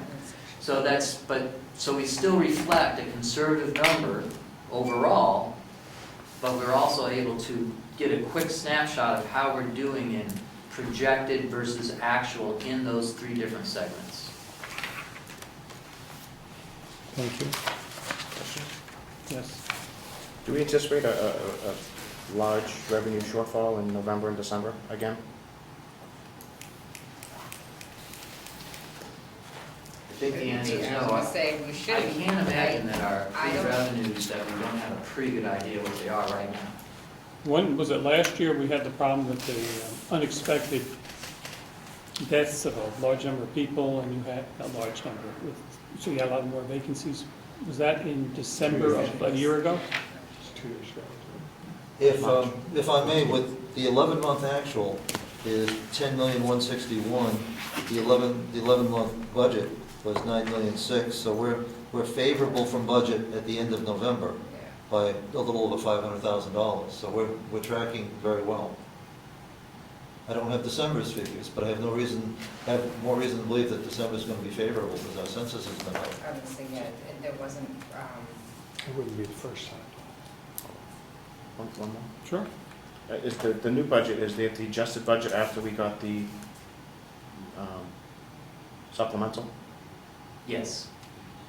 So this has been That changed? 10,538 is after supplemental. All those numbers are after the supplemental budget's adjustments. And, don't forget that we also took away some money from some accounts because of the supplemental budget from the original budget too, because, we went through and found money to cut just out of expenses. So that's also a differential between what was budgeted at the beginning of the year versus transfer and all that. So that, you need to take that into account, and I'm not sure what you want to see, how much we actually transferred out of the budget, or how much was cut. Oh, no.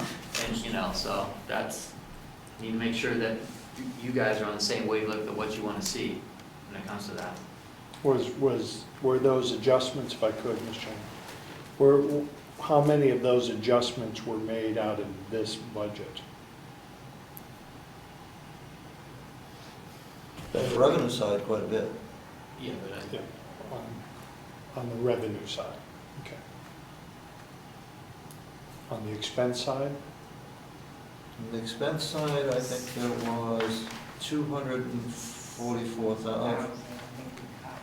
Yeah, I think the delegation cut $224,013 in expenses. And also keep in mind, when they did that supplemental budget, they took the entire, I believe, the entire amount that we deducted, and took it out of Medicaid. They didn't break it down. They just went, oh, Medicaid. So that, on the budgeted number. You're saying the delegation did 2015. this? Pardon You're me? saying the delegation? When we made the adjustments to the revenue for the nursing home, that it wasn't broken down in the budget number over here as to, take so much out of this line, so much out of that line, and all of this line. They just took mostly, right? it looks like it, yeah. And they took almost all of it out of the budget for Medicaid. So Who's that the they? number, those at the time who were in charge of making those adjustments to the budget, so I guess it'd be Kathy, Gary, I guess. I mean, We did, not the state. yeah, I mean, it's just, we didn't get We had to take technical- it somewhere, we get didn't break it technical. down to each line, so. Yeah, they didn't break it down and, making some sort of apportionment. It was not too detailed. Because it wouldn't really. So you can't this budget, if I could, restores all of that amount that was removed previous back into this budget?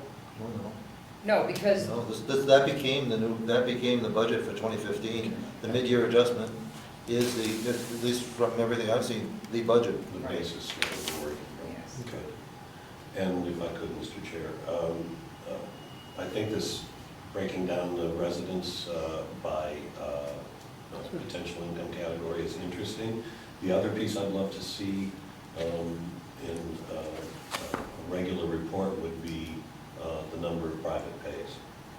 In fact, I do that monthly. I That's have right. that for you Yeah, at there's any 20, we're given budgeting time. 25 a day. That's line 12 is private pay, private room and board, 25 per day. Well, why didn't I see that? I don't know. I was just reminding you that it's there. And that's kind of the beauty of Why this we- is, Perhaps you could highlight that in yellow next time. this is the hope. You know, All right, we're going to meet when you tell us you have all your pieces of paper together with all your numbers at the end of the year, and then we'll schedule a meeting. No sense in scheduling one till we have that. I do know that they want to move a lot quicker and less meetings on this whole budget thing, so the sooner we get that out of the way, you know. 22, 26, 29, 3% increase of what? From last year, from prior year, I did a 3% increase, From 14? 15. And isn't that though a derivative though of the increase in the skilled budget or no? What- This was part B. I just did an estimate of what we're hoping to get by the end of the year, did an average, and then did a 3% increase. So yours is a 3% increase over projected actual, not over the previous year's budget? Correct, right. Because otherwise, Projected actual or what you guys have already billed out as of December 31st? That's fine. Well, I didn't have December 31st when we did this budget, so I did it from October. I didn't, you Okay. know, an annualized from. So you took it October. monthly? Yes. Is that the same thing with the revenue? It was for the 16 budget was an average of the monthly from October, or was that for the whole year? No, that we did based on, a certain amount of residents per day. That's how we came to the budget for Medicaid, skilled, and private. We did a certain percentage of residents per day. Let's look at the revenue line right at the bottom. Since you have 9.5 million as of 12/31. October 31st, Mhm. I would expect that we'd have 11.4 and change in $1 million if we broke it down monthly. Oh, I see what you're, okay.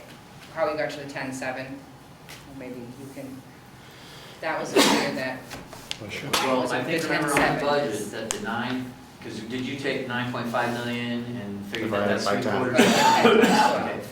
Included on that number, okay, with this here, what you're looking at, that includes the pro share money that we received from July, so that's a little skewed, because we're not gonna get all that. So Howie tries to break that out and amortize the pro share money every month. So what do we receive from pro share in July, 1.2 million, something like that? something like that.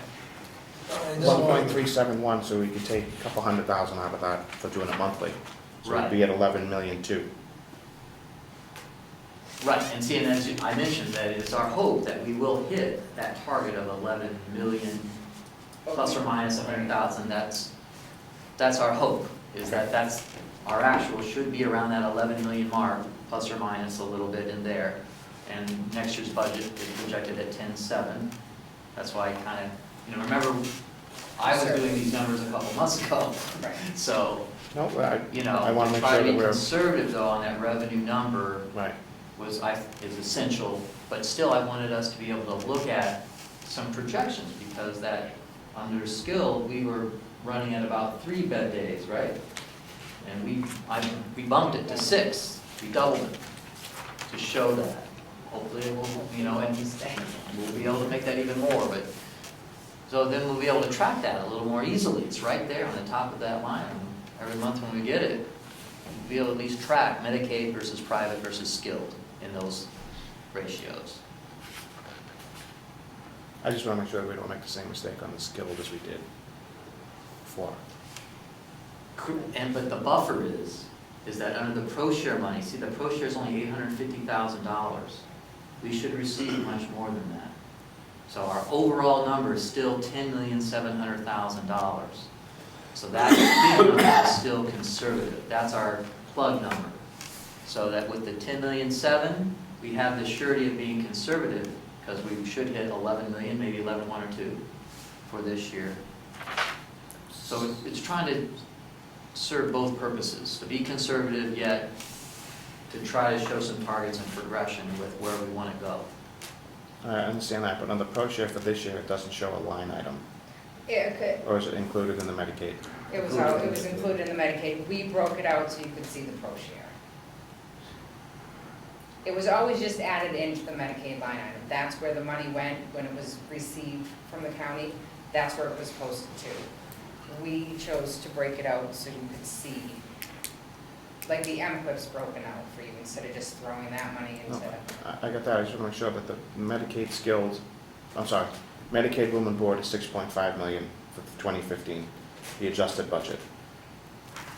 It's 7.4 for next year, and that does not include the pro share money. Correct. But remember, they deducted the revenue of 11, the original projected revenue for the nursing home was 11,900,000. And that was brought down to 10,530,000. Right. Okay, so the reduction of that amount is 1.4. 1.4 million. Okay, so $1.4 million reduction all got taken away from the Medicaid line and brought it down to the 6,500,000. That's what I was trying to point out, So is that there was a laziness in that reduction of revenue. They didn't go across all the way down and chip away at it. They just said, oh, we need to get rid of the 1.4 million, we're taking it all in Medicaid line. So that line, I think, was initially 7.9 million under Medicaid. It was- May I, Bill? Yep, I'm sorry. So I just want to make sure, the skilled room and board is 571, 572 for the first 10 months. 10 months. I just want to make sure we don't budget 1.5 million next year. 1.1 over here, so it's exactly almost double.